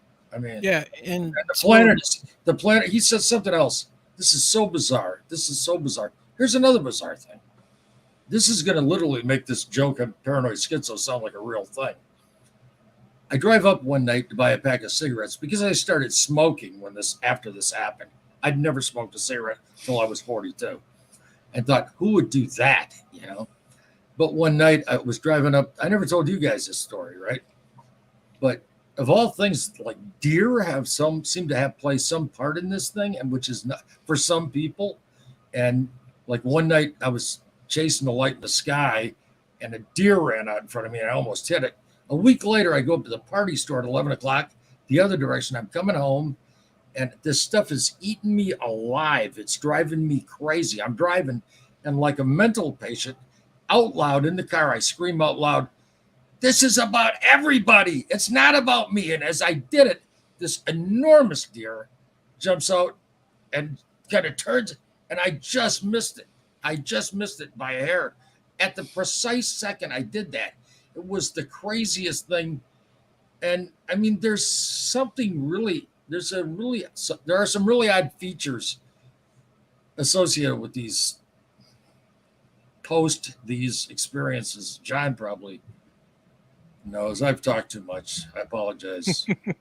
Well, John, I want you to respond and talk bring up whatever you want, but I have a question, and do this however you want. But I'm really curious, what was it like to talk and work with Whitley Strieber about your experience on the film? Because I am fascinated by his take on these abductions and stuff. So have at it, sir. Sure. Well, first of all, Mr. Merritt, I thank you very much for your comments. They absolutely hit me right in my chest. Thank you. I mean, And I'm part of me is I have a tremendous amount of empathy for you and what's happened to you and how you've dealt with it, because I understand it. And part of me is also happy to meet you. Well, I'm happy to meet you. Yeah, it's important to know people who have had these types of experiences, because there's something happening. There is a, and I can speak about this, but there's something happening. There's a paradigm shift that is occurring, and people such as yourself are going to be key to that. Talking about key people, to answer your question, Wayne, about Whitley Strieber. I didn't know Whitley Strieber. I had no idea of who he was, whatever. And this is subsequent to the interview and the regression with Deb Shakti. And I said, I'm thinking about putting together this film. I really want to help people, this sort of thing. And I stitched it all together. And I just realized that, you know what? This thing is kind of like an emotional roller coaster, and there's no kind of counterpoint. Remember that old show, Point and Counterpoint? There's no kind of counterpoint. And so I remember I told you I'd done a lot of reading. And so I bumped into this guy, Whitley Strieber, and I'm thinking, son of a gun. Back in the 80s, this guy was putting it down on paper. He was losing his shit, and he was putting it down on paper. And so I'm talking to people, and then I said to Debs, Debs, this is ridiculous, but I really think that Whitley would be great in this show. I just have no idea on how to get to him. Well, she made some phone calls and talked to a bunch of different people. And eventually, I'll tell you a little funny story. Eventually, I got in touch with Mr. Strieber. And he turned the entire conversation on me. He interviewed me on the phone. And I found out later it's because, and Guy, I'm sure you'll really appreciate this, there's some crazy lunatics out there. There are some people who are charlatans. Yeah. They're grifters. They're succubi. Yeah. These are some, okay. And so he wanted to make sure of my motivations. He wanted to make sure that I wasn't one of these kind of folks. And he was pretty tough on me. And I was taken aback. Anybody I'd ever wanted to try to interview, they were always kind of, gracious, and they were kind of happy about it. But he was, I don't want to say defensive. He just took control. So after that, we had a couple more conversations. And I said to him, Mr. Strieber, I'm going to guarantee you, and this is really, really important. It's going to sound like it's peripheral, but it's really important. I said, Mr. Strieber, what I'm going to do is I am going to prepare questions, and I'm going to send them to you prior to meeting you. And if you see anything in here that you take umbrage to, sir, please draw a line through it. If I'm full of crap, you don't want to touch it, draw a line. Okay. And then what I did was I went about reading all of his books, and I read them all. Wow. There's a lot of them, by the way. Yeah. I read the fiction, and then I read the nonfiction. I read everything about his abduction and transformation and confirmation and all this other stuff. And then I read all the contrasting material too, all the criticisms. And then I wrote about 60 questions, and I sent them to him. This is something I want to share with you. He did not redline a single question. So then I go out. He lives in California. So I go out to California. I'm going to interview him. I meet him the night before because I want to build some sort of rapport with him. I don't want it the very first time I see him for, us to be kind of strange with each other. So we're going to have dinner. There's a bunch of people there. And he is a very funny, sarcastic man. And he was teasing the hell out of me. And I thought that was hysterical. I laughed my head off. And then this is the cherry on this sundae. So we're putting together the interview. He's there. I'm prepping him. We have our makeup people there. I've got 6 cameras. We're ready to go. And there's actually a picture of me leaning over him. And I say to him, Mr. Strieber, I want to tell you, sir, that you've put your trust in me. And I really appreciate it. And I'm going to make sure that you look great. The lights are right. The picture's right. All this other stuff. And he puts his hand on my arm. And he stops me, kind of a strong grip, and he says, John, I don't give a damn how I look. I just want to tell the truth. I was blown away by that.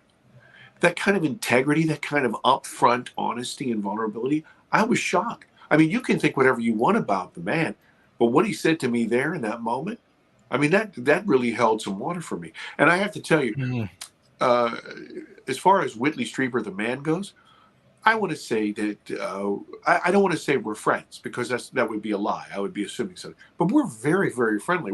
We speak or text or email maybe every 6 weeks to talk about the where the film is and where it's being distributed and this sort of thing. But I, to this day, cannot call him Whitley. And I've known him for a year and a half, or almost.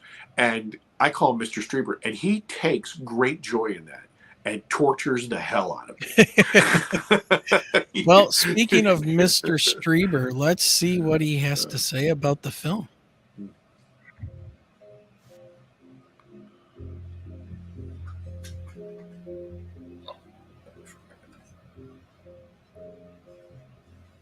If you want your soul to be strong, you don't care about the world around you or what they may or may not think. The old world is over. It's looking to the new world that counts and finding your place in it. Where will you go from here? Where will we all go from here?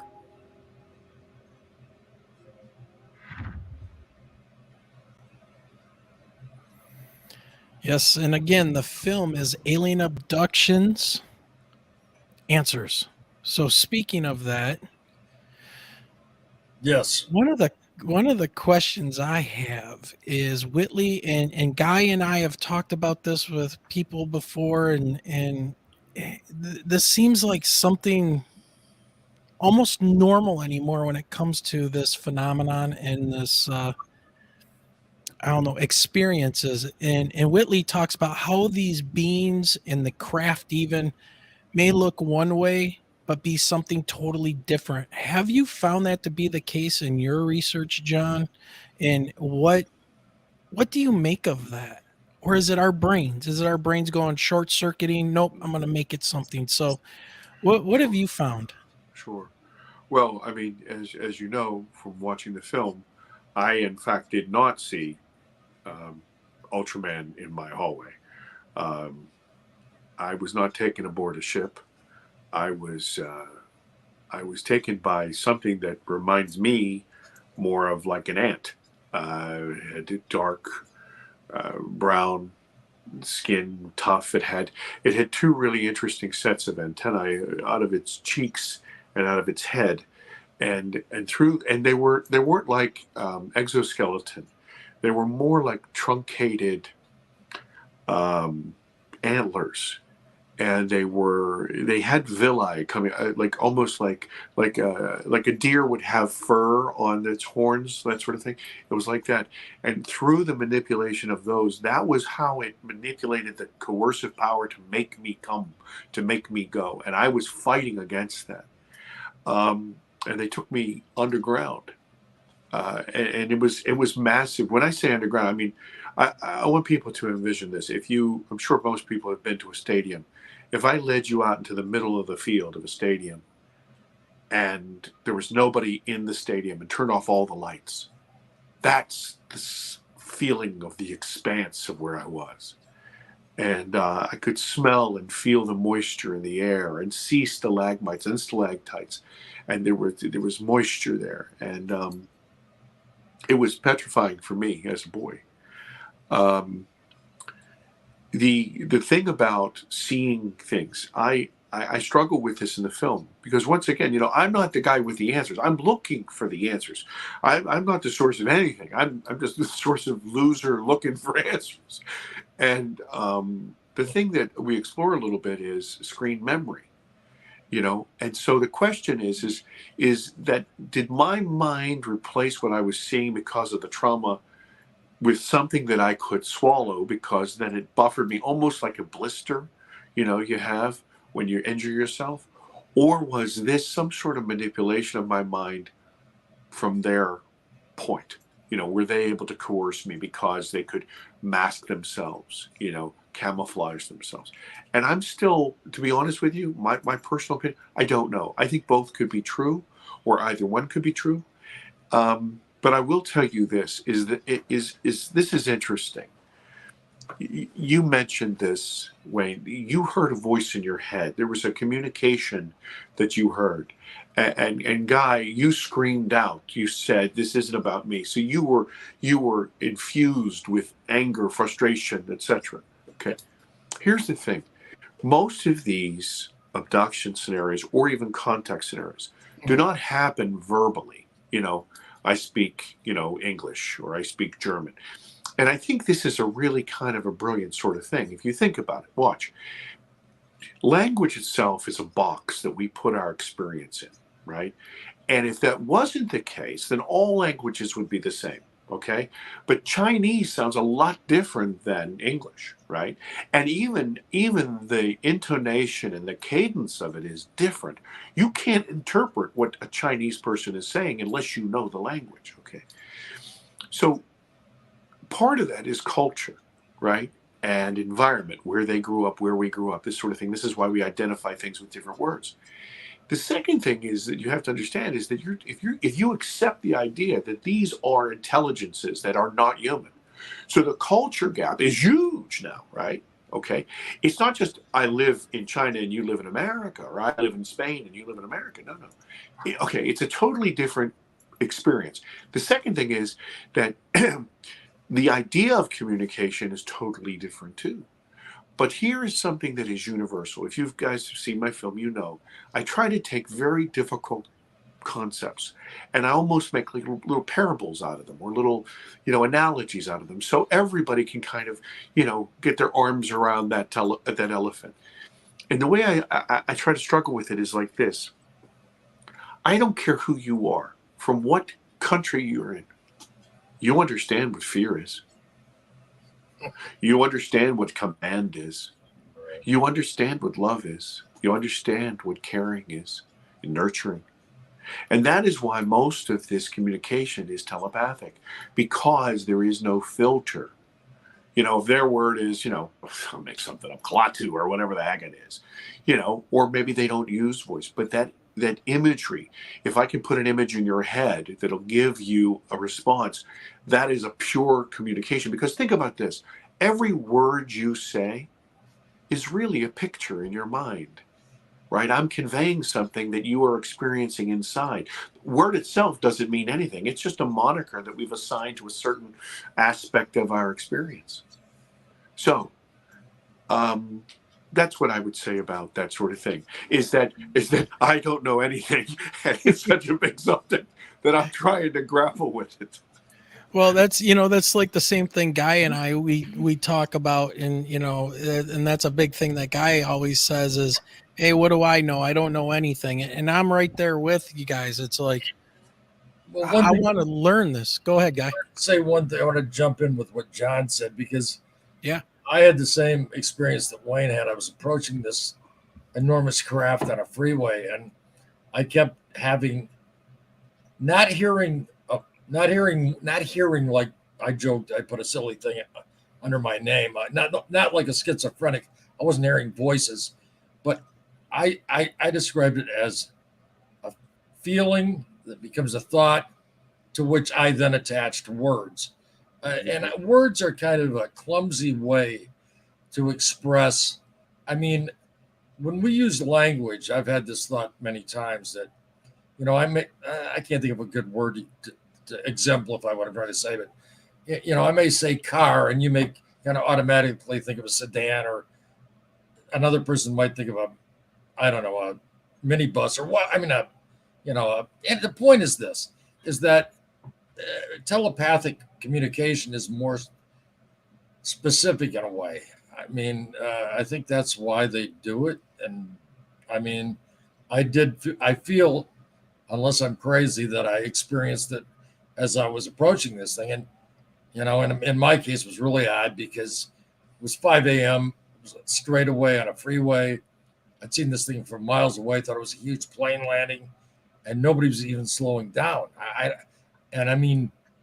I'm like, am I the only one that can see this? I mean, there's this huge craft, 125 feet in the air, with these lights on its corners there. But anyway, I'm getting sidetracked. I think language doesn't work as well as what they use, and I think I think I experienced what Wayne did, and by the way, except your experience was 1994, ours was 2018, but both in March. My experience is so bizarre that I've never even. Yeah, I'm kind of on the outs with. I mean, my coworkers were abducted. I'm sure they were, and so were two other ladies. It's just crazy. I've never. What stinks being me is I've watched a million documentaries, and I always look for consistencies from story to story. And in the case of myself and Alex and the late Ed Satira, I mean, we had this crazy thing happen, and there aren't any other stories like ours, which really sucks being us, me especially, because at least that we know of right now. Yeah. But anyway, if I may say, this, to talk about your experiences and how they diverge, and in the film, we show several different types of experiences. Right. The thing that I emphasize in my little parables is, once again, I say Elon Musk, he goes to Mars, and out of the ship comes somebody from Kenya, somebody from Germany, somebody from Norway, somebody from, China. And then he says, okay, there's a little Martian guy, and he says, okay, which is the Earthling? Well, we all are, but we all look different. We all have different languages. We all have different kinds of agendas, right? And that's from one ship, from one planet. So if you accept that life is prolific in the universe, there's absolutely no way. This is why when somebody listens to you, Guy, and they say, well, listen, that's not my experience. You must be full of crap. That's why they're full of crap. What we have to understand is that this experience is too damn big. It's too damn big. I laugh. I had an argument with somebody. He was talking to me about this sort of subject. And I said, okay. And he was in Arizona. I said, well, let me ask you something. How are you putting up with all the rain? He said, what the hell are you talking about? I said, how are you putting up with all the rain? He said, it's not raining here. I said, it's storming here. You are lying. You are lying, sir. It is raining. He said, it is not raining. I said, you mean my experience is different than yours? How can that possibly be? Yeah. Right? So what it is, everything can be boiled down honestly. And I have this, Guy, I think you and I could be really good friends. I have this like kind of internal monologue that I go around and I get to look at people and think about people and stuff. I have this, forgive the phrase, I kind of believe that the original sin for our species is our ego. If you think about it, yeah. I've said no.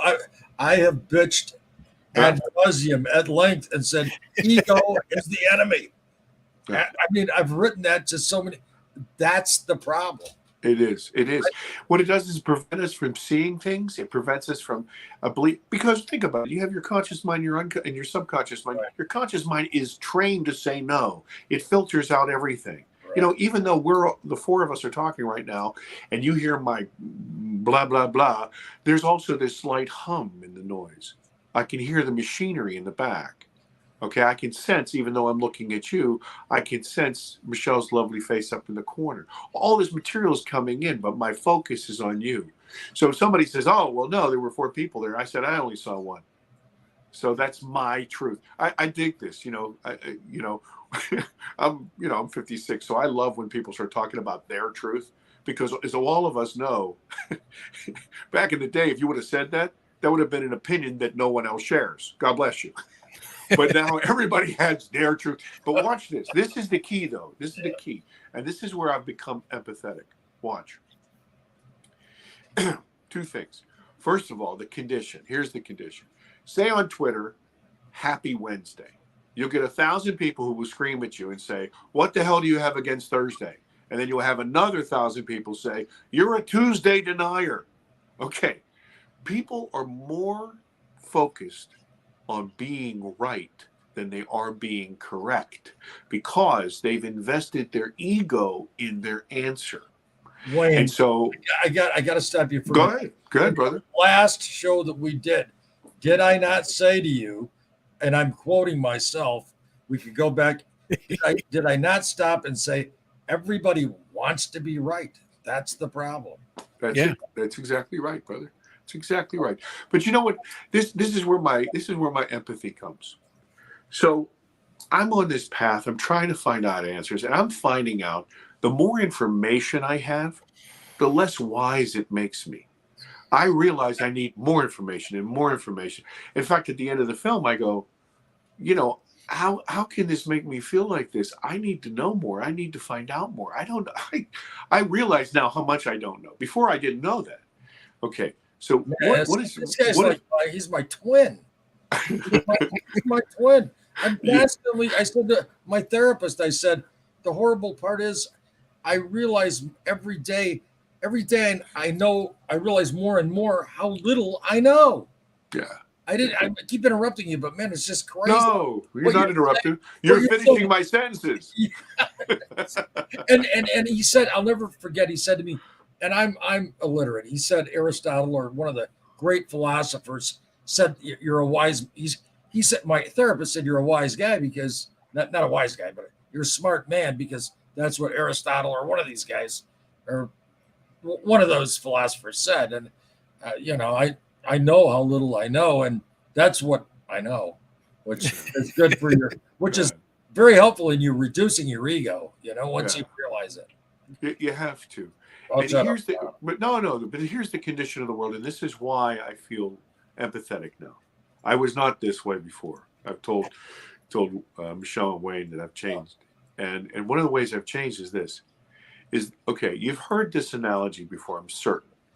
Take 3 of the smartest people on the planet, right? You throw them in a dark room, right? And you say, hey, what's in there? One of these people say, it's a whip. The other one says, are you crazy? It's a spear. And the other one says, are you nuts? It's a boulder. You turn on the light and it's an elephant. One has the tail, one has the tusk, one is leaning up against it. Now watch this.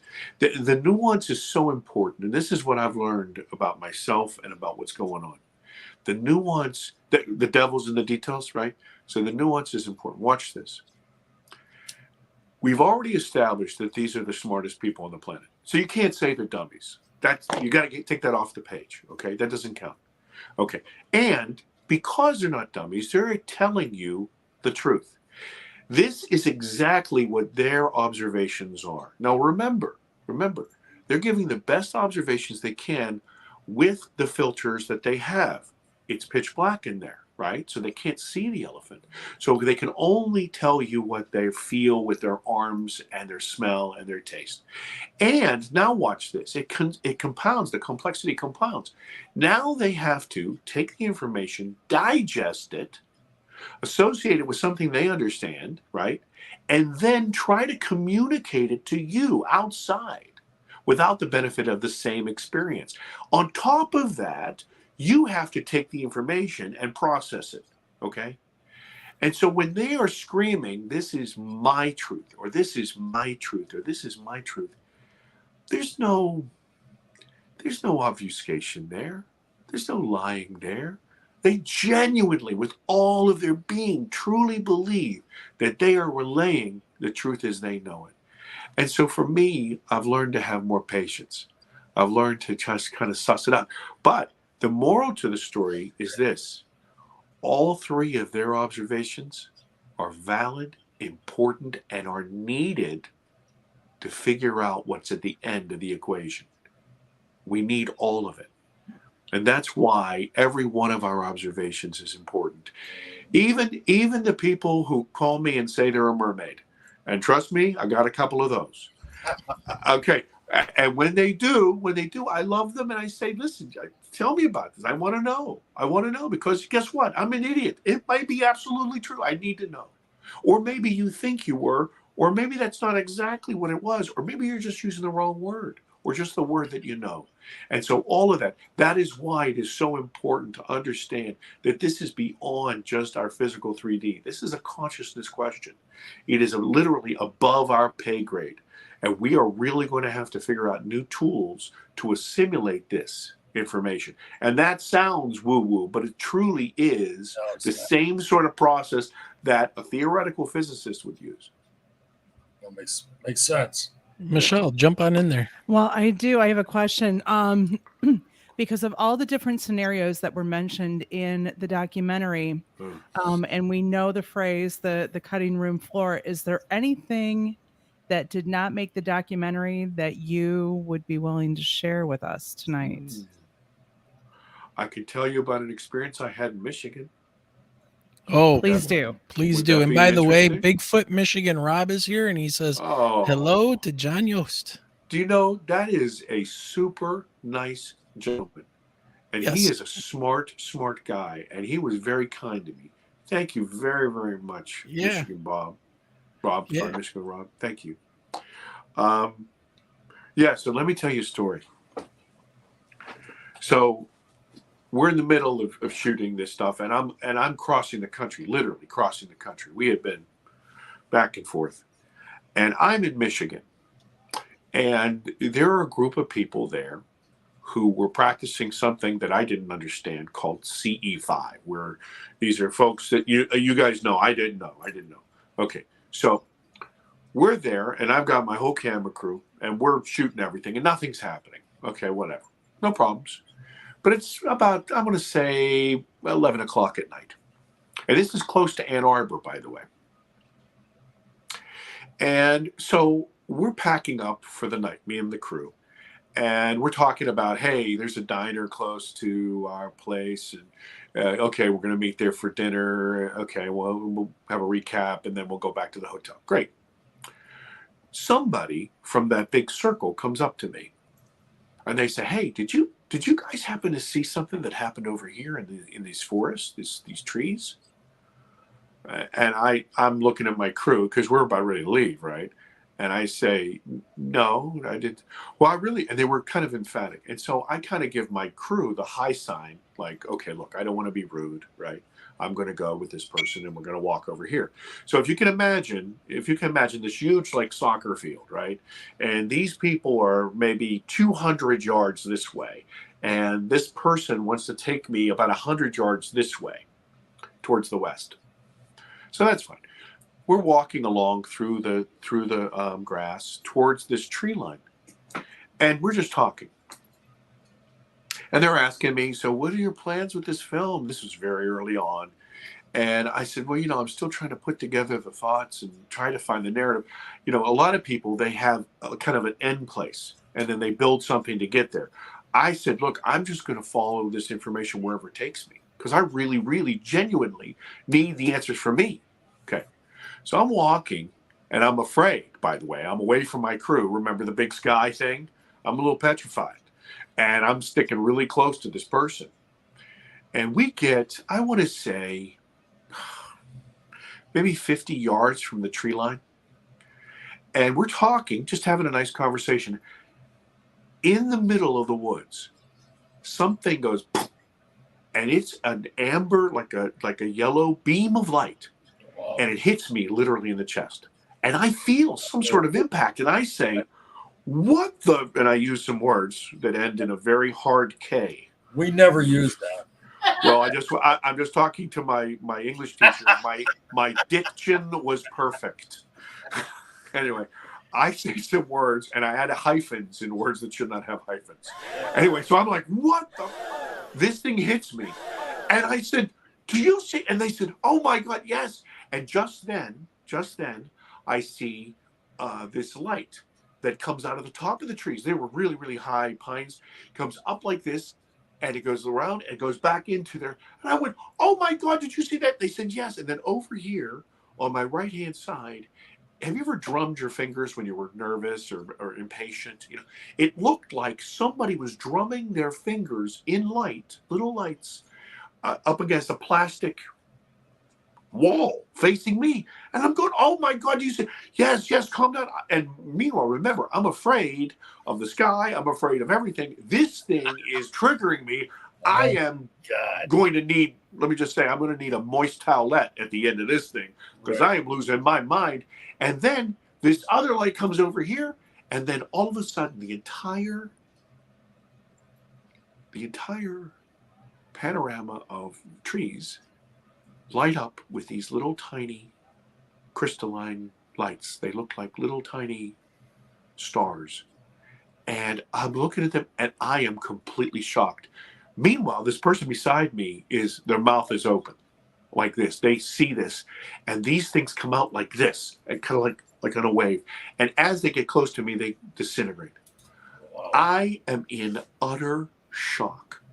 I don't know what to do with this. I am petrified. I'm shaking. I'm talking to this person. Did you see this? And I'm shaking like this. Did you see this? Did you see? Yes. I said, I got to get back to the car. So we kind of turn around and we're going back, and I have a truck. And like I said, we're 300 yards away from the people that were over here. And I see, I don't know what to say. And I'm going back to the truck, and I'm calming down as we walk back. And I said, oh my God. I said, what in God's name was that? And this person said to me, I thought a really sage answer. They said, John, I'm not sure we know. I'm not sure we know. I get into my car or my truck, and I'm like hyperventilating, right? But I'm pulling out my phone, and I call my guys, and I say, listen, fellas, because they had left. I said, oh my God, I'm going to be there in a second. You got, a few minutes here. I'm going to be there. I have a story for you. I can't believe it. And they said, well, we're already back at the hotel. 10 minutes for me was like an hour and a half.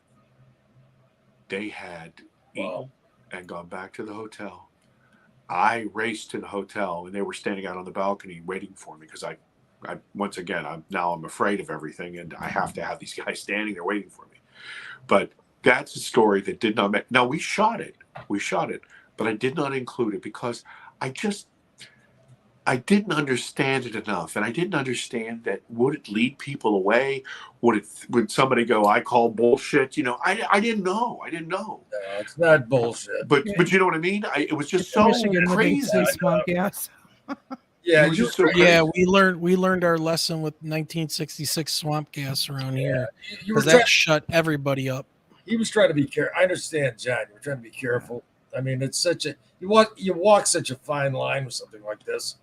You're trying to, you don't want to lose people, and for myself, I believe you completely. I mean, it's just I've got friends. I'm in some groups. This is not that bizarre. I mean, no, of course it's terribly bizarre, but I mean, I'm sure it. I understand. Yeah. So but I understand why I left it out. So wow, that's what a story. And if this makes you feel any better, we live on kind of a busy road, but it's rural. We've got a long driveway, and if I forget to take the trash out on trash night, and I have to take it out at like 11 o'clock at night, I swear to God, this is so freaking embarrassing. I'm nervous as hell. If it's a starry night, I'm looking around. I'm going to do what you couldn't do, John, because I'm not this, I'm not famous. I'm so fucking scared that I look up at the sky and go, I literally say, don't do anything weird, and there's a comical TV show called People of Earth. A guy turned me on to. I have to watch comedies and stuff. I need stuff I need something to take the edge off, sincerely. I mean, I gotta laugh at this sometimes. And, but yeah, I mean, I don't like, like, what do they call Montana? Big sky country. Well, I'm for little sky country. I'm like, I do not want to be out there because I'm like, and I don't think I got abducted. I mean, my friends did. And then 18 years later, twice in a week, my house is 3 o'clock in the morning surrounded by this blue beam of light. I mean, it's just like literally blue daylight around my house. And things were very bizarre. And so, but the point is, I understand that fear of, and what a very, very interesting. I'm so grateful you shared that. That was very, very interesting. Yeah, that was a great story. So your movie promo flyer, one of the ones that you sent me Down at the bottom, it says, where do we go from here? It's one of the questions. So where do you think we go from here? Yeah, that's good. Yeah, and Guy even pointed that out to me earlier today. So where do you think we need to go, and where are we going to go from here as we start to wrap this up? Sure. Well, I have two things to say about that. I mean, there's I think something for us as the people, and also probably the next project that I have. Let me say this. Okay, us as a people, everybody's pissed off about disclosure, right? They want disclosure. They want the government to come forth. They want everybody to open up the files, all this other stuff. Okay. But something has happened, as I've said to you guys before. The devil's in the details. It's nuance, and this is important. Okay, so the government comes out and says some things, and they say finally, hey, this stuff is in the newspaper, and we got the Tic Tac and all this other crap. Okay, watch this. The conditions. I always like to see the existing conditions. The existing conditions prior to that is this. You got three basic kind of people. You got the first kind of people that I call shoe watchers. What they're doing is they're looking at their shoes, they're looking at their calculators, and they're looking at their brokerage accounts. And they say, you guys are all idiots, and everybody's wearing a tinfoil hat, and you're a bunch of morons, and I live in the real world, and this is what it is. Okay, right? Then you got the second kind of people, and these are the pseudo-intellectuals. These are the cats that sit around the fires at night with the pipe and go, okay, mathematically, I can imagine that somewhere, some in the vast universe, there might be but what does it really have to do with me? I still have to wake up in the morning and fix my kids' breakfast and go to a job. Okay, that's what they do. And then there's us at the end of the cul-de-sac having a block party. Okay. So what happens is government comes out, they start to have hearings, all this other stuff. Everybody's in the block party is pissed off because they're like, you're still lying. You're still obfuscating. We know. When will there be disclosure? Even though there was disclosure back in 52 when they were above the Capitol. Okay. But here we go. But watch what's happened. And this is so critical. Let's take a look at the three people. The shoe watchers. Watch this. What the hell? I saw something in Wall Street Journal and the New York. What are they looking at? For the first time, the very first time in their entire lives, they look up. Now watch, you got to press even further. They look up with expectation because authorities that they accept, authorities that they understand and respect, have told them. And watch this. Even pushed on even further. Now they have a duty to report it because there's a mechanism for it. And it's kind of cool. So you have the fad thing. So these people who would have fought you to the death about you being a lunatic are now on board. Now they safely arm's distance, but now they're on board and they will at least participate in a conversation they would have never, ever had, right? Now watch the second kind of people. The armchair intellectuals. Oh, what are they? Wait. Our government is they're using my tax money to study what? What are they looking at? And they go through the same scenario. And once again, here we are in the cul-de-sac living with this kind of, existential truth that something has happened. We don't have our hands all the way around it. We're still in the dark. You have a tusk, I have a tail, but we know something's going on and we're saying, hey, welcome to the party, right? So this paradigm shift is going to change because, let me tell you a stupid story about me. I'm a pretty observant guy. This is what I do for a living. I see things and I capture them and I tell the story and I talk about nuance. I've been driving to the same office for the last almost 14 years now, okay? Every single day I stop at the same stop sign, okay, and there's a billboard there. My wife was talking to me about picking up something, milk or something one day, and I come by and I stop there and I look at this thing and I'm talking to her on the speakerphone. I said, you know what? This is a ridiculous billboard. That's so stupid. I can't believe who the hell writes this stuff. They don't know what the hell they're doing. Huh. And then she says, John, that's been there for 8 years. I said, wait a second. You're lying to me. That can't be. I'm the most observant guy you know. She said, that's true, but I also have lived in this neighborhood a lot longer than you have, and that is been there for 8 years. Okay, so what I'm saying is when the paradigm shifts and now you know it's allowable to see, to experience, to whatever, you can't help but see and experience. This is why this paradigm is shifting. So what's coming next? This is going to be something that gains momentum, and it will become unstoppable. And I don't mean like a force that's going to scare. No, what I'm going to say is it's going to be part of something that is interwoven in the experience of humankind. For me personally, my first film is Alien Abduction Answers. And what it was supposed to be, hopefully, was a catharsis for me. And for the audience, it was hopefully to take people out of ignorance. I don't mean in a derogatory sense. I mean, like not knowing, the sense of ignorance that way. And take them from ignorance, which provides fear, promotes fear, and to take them to some place of understanding, some place of wrapping their arms around it. Not complete, but some sort of understanding and peace. My second film is going to be called Alien Abduction Awakening. Now think about it this way. This is not woo-woo. This is about information. Look, if we're all in a car and we're driving and there's a flash flood, right? We could be shocked. I mean, hell, I've seen news programs where cars have been washed away. People have died. They've drowned in flash floods. Okay, well, that's shock and awe. Holy crap, where's we go? Okay, because I was ignorant. I had no facts, and then I was shocked by something happened. But if we knew about it, and Michelle knew about it, and you guys knew about it, Guy says, hey, listen, you know what? My four-wheel, I can pop it up high. We can ford this, no problem.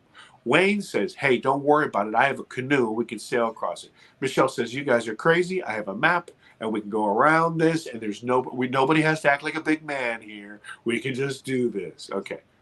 But watch. Because we had the information, we could integrate it and make decisions. That's all I'm talking about. So understanding the paradigm, not being afraid of it, understanding that it exists, maybe even understanding ourselves that we can't wrap our arms around this elephant. But having this tertiary information and understanding, we can start to make decisions, okay? And then hopefully, there's a third film in my head. It's called Alien Abduction Ascension. I don't mean that woo-woo either. I mean this. Look, I don't care who you are, where you've lived, what God you pray to, what culture you have. We have a shared experience, and this is what it is. We were all born. We all crawled on our bellies. We all struggled to stand. We all toddled. We all started to walk. Then we started to run. After you have information, after you've integrated it, you start to assemble paradigms. You start to understand the world in a different way. And then at that point, then you make different decisions about how you deal with others, how you deal with yourself, how you make your own decisions. And that's what that ascension's all about. It's not about, people levitating all over the place and healing people. Right. Or it's about really, all of my work is about us. It really is about us, because guess what? At the end of the day, we are still us, and we got to make a decision. We can say, hey, listen, one thing I didn't talk about that flash flood. Maybe I would have said prior to this movie, I would have said, holy shit, turn around and run like hell the other way. And that's a decision too. But that's based on not having all the facts. And there are more facts to learn. So at the end of my film, I say, look, there's more for me to learn. And I'm on the path to find it. And so if people want to find that with me, I hope they'll join me. And I'll ask the stupid questions, and I'll make a fool of myself. And hopefully we'll all learn together. Well, you say that, but I have a feeling, and I've already heard from some people that they really enjoyed the film. So I don't think you have to worry about making a fool of yourself or that people are not going to enjoy what you're putting out there, because I already heard good things. So thank you, sir. Yeah. So what about the second movie then? When are we going to be possibly seeing this? Okay. I got to push you on it. I understand. I understand. You're a good interviewer. My biological clock is ticking. I've had a heart attack and a stroke. So let's get this movie out, bud. Yes, sir. Stop dragging my feet. Stop being a wimp. I know. Well, let me say this to you. One of the things that you mentioned to me, I think off air, Wayne, was how well put together the film is. This is one of the major differences between my documentary and others is, I actually am a filmmaker. I actually do this for a living. So it looks like a real movie. It's a cinematic, the soundtrack is nice and it's made to help you understand, not you, but the audience understand emotionally what's going on. Okay. That movie cost me $500,000. Okay. Guess what? The things that you see on Tubi and all these other, they cost them like 30 grand. Okay. So I am in the middle of raising $500,000 at least, because I'd like to make this movie even better. I'd like to be probably around $700,000. I'm raising another $700,000 to make the second film. Yeah. So that's the deal. That's where it is, boss. Okay. Yeah. And that's, and ladies and gentlemen listening to this or watching this later on YouTube or wherever you want to watch it, I am going to say that film is it's interesting, it's captivating, thought-provoking, but really well done. That was one of the things that really stood out to me. And Intergalactic Overhaul here says, thank you for sharing your story, John. So Thank you very much. Thank you. Very articulate, man. Yeah. Thank you, sir. Very thoughtful. Thank you. And for people that are, insight, man. yeah, and just for people that are listening and getting the audio version of this, and I know I've played a couple of the promos for the film, but where can people watch your film? Do you got an itemized list for them? Sure. They can find it on well, first of all, the DVDs are there at Amazon.com, of course. Amazon Prime, it streams on. That's Google how we Play. watch it. Yeah, Google Play. It's on. You can rent it on YouTube. You can find it on video on demand. You can type my name in and find it anywhere. And this is available all throughout North America. It was released May 3rd last year. It's not even a year old. And April 15th of this year, so in a couple of weeks, really, it will be released internationally. It'll be available all around the world. Okay. So yeah, and then it'll be available for streaming anywhere. So when this blows you out of the water and you become really huge filmmaker and stuff, man, no Right. way. you are going to come back to talk about the second movie to No us way. little low guys, right? That guy Merritt was a crank, man. No way. I'm going to say I'm not coming back unless Guy's there. How's that? Yeah, That's what I'll say. We're the bottom I of the don't want. barrel I don't here. want green M&Ms. I just want Guy. Okay, I'll take my vitamins more religiously than I've been doing. My Yes, sir. wife's been Yes, sir. riding me to Yes, sir. take my supplements. Yeah. Trying to keep me around. All right, No, ladies wait. and gentlemen. Yeah. Oh, go ahead, John. No, all Closing words? all I was going to say is this. You just asked me would I come back. Listen, brother, I thank you very much for the opportunity. I really honor your audience. It is important for me to talk to as many people and to take abuse. I have a lot of critics who have had their fun with me, and I thank them. Because you know why, Guy? I'll tell you this. Because I'll tell you something. The world would have never even engaged in the conversation. At least people are engaging in the conversation, and I have to say I'm a very grateful man. So thank you. Yeah. Well, thank you, Good Guy. attitude, Do good you want to attitude. close out? I just I like his attitude. The glass is half full. Sometimes I do the opposite, probably too often, and I try to catch myself. But just it's a lot of good. So many things he said resonated with me. Obviously, there's some sort of consciousness shift that happens, and the features of which are fairly consistent amongst people like myself and John and I think you, Wayne, and Michelle. I mean, it just blew me away. So much of what he said, I'm much less critical of other people. I'm much quicker to think, well, they're coming from this base of experience, which is vastly different than mine. Kind of like the elephant where you're feeling and all of that stuff rang so true to me.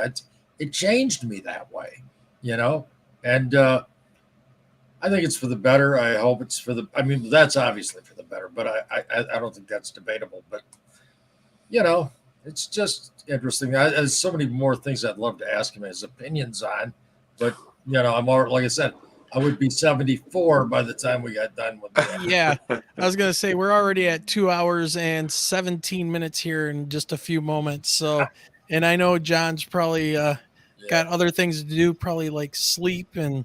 But yeah, we could probably talk for hours, man. He probably planned on having his second movie in the can before the thing was over. Fair enough. Fair enough. Well, listen, everybody. The film, once again, is called Alien Abductions Answers. You can find it, like John had said, Amazon Prime is how Michelle and I watched it. And we actually had some credit left. So we actually got to watch it for no cost, but I think it's like $3 to rent, very cheap and well priced. Get out there, people, support the film. And the conversation that we've had has changed my mind quite a bit just from the start of this. So I mean, I got to ask you, Wayne, now do I look less crazy? Please. No. but I do need some drywall done. No, I'm kidding. As long as people don't bother me and just kind of leave me alone. Well, all right. Well, John, Guy, it's been great. I'm going to go ahead and send you to the back room there. So once again, thank you, John. Thank you all. Thank you. All right, Michelle. Whew, what a show. Wow. Even the cats are starting to yell. I know. Well, at least they're excited. One in particular, Ash, is showing his true colors.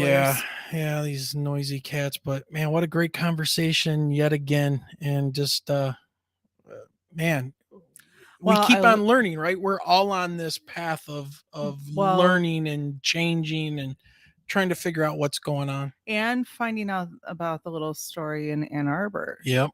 Lots of weird things happening out in Ann Arbor, man.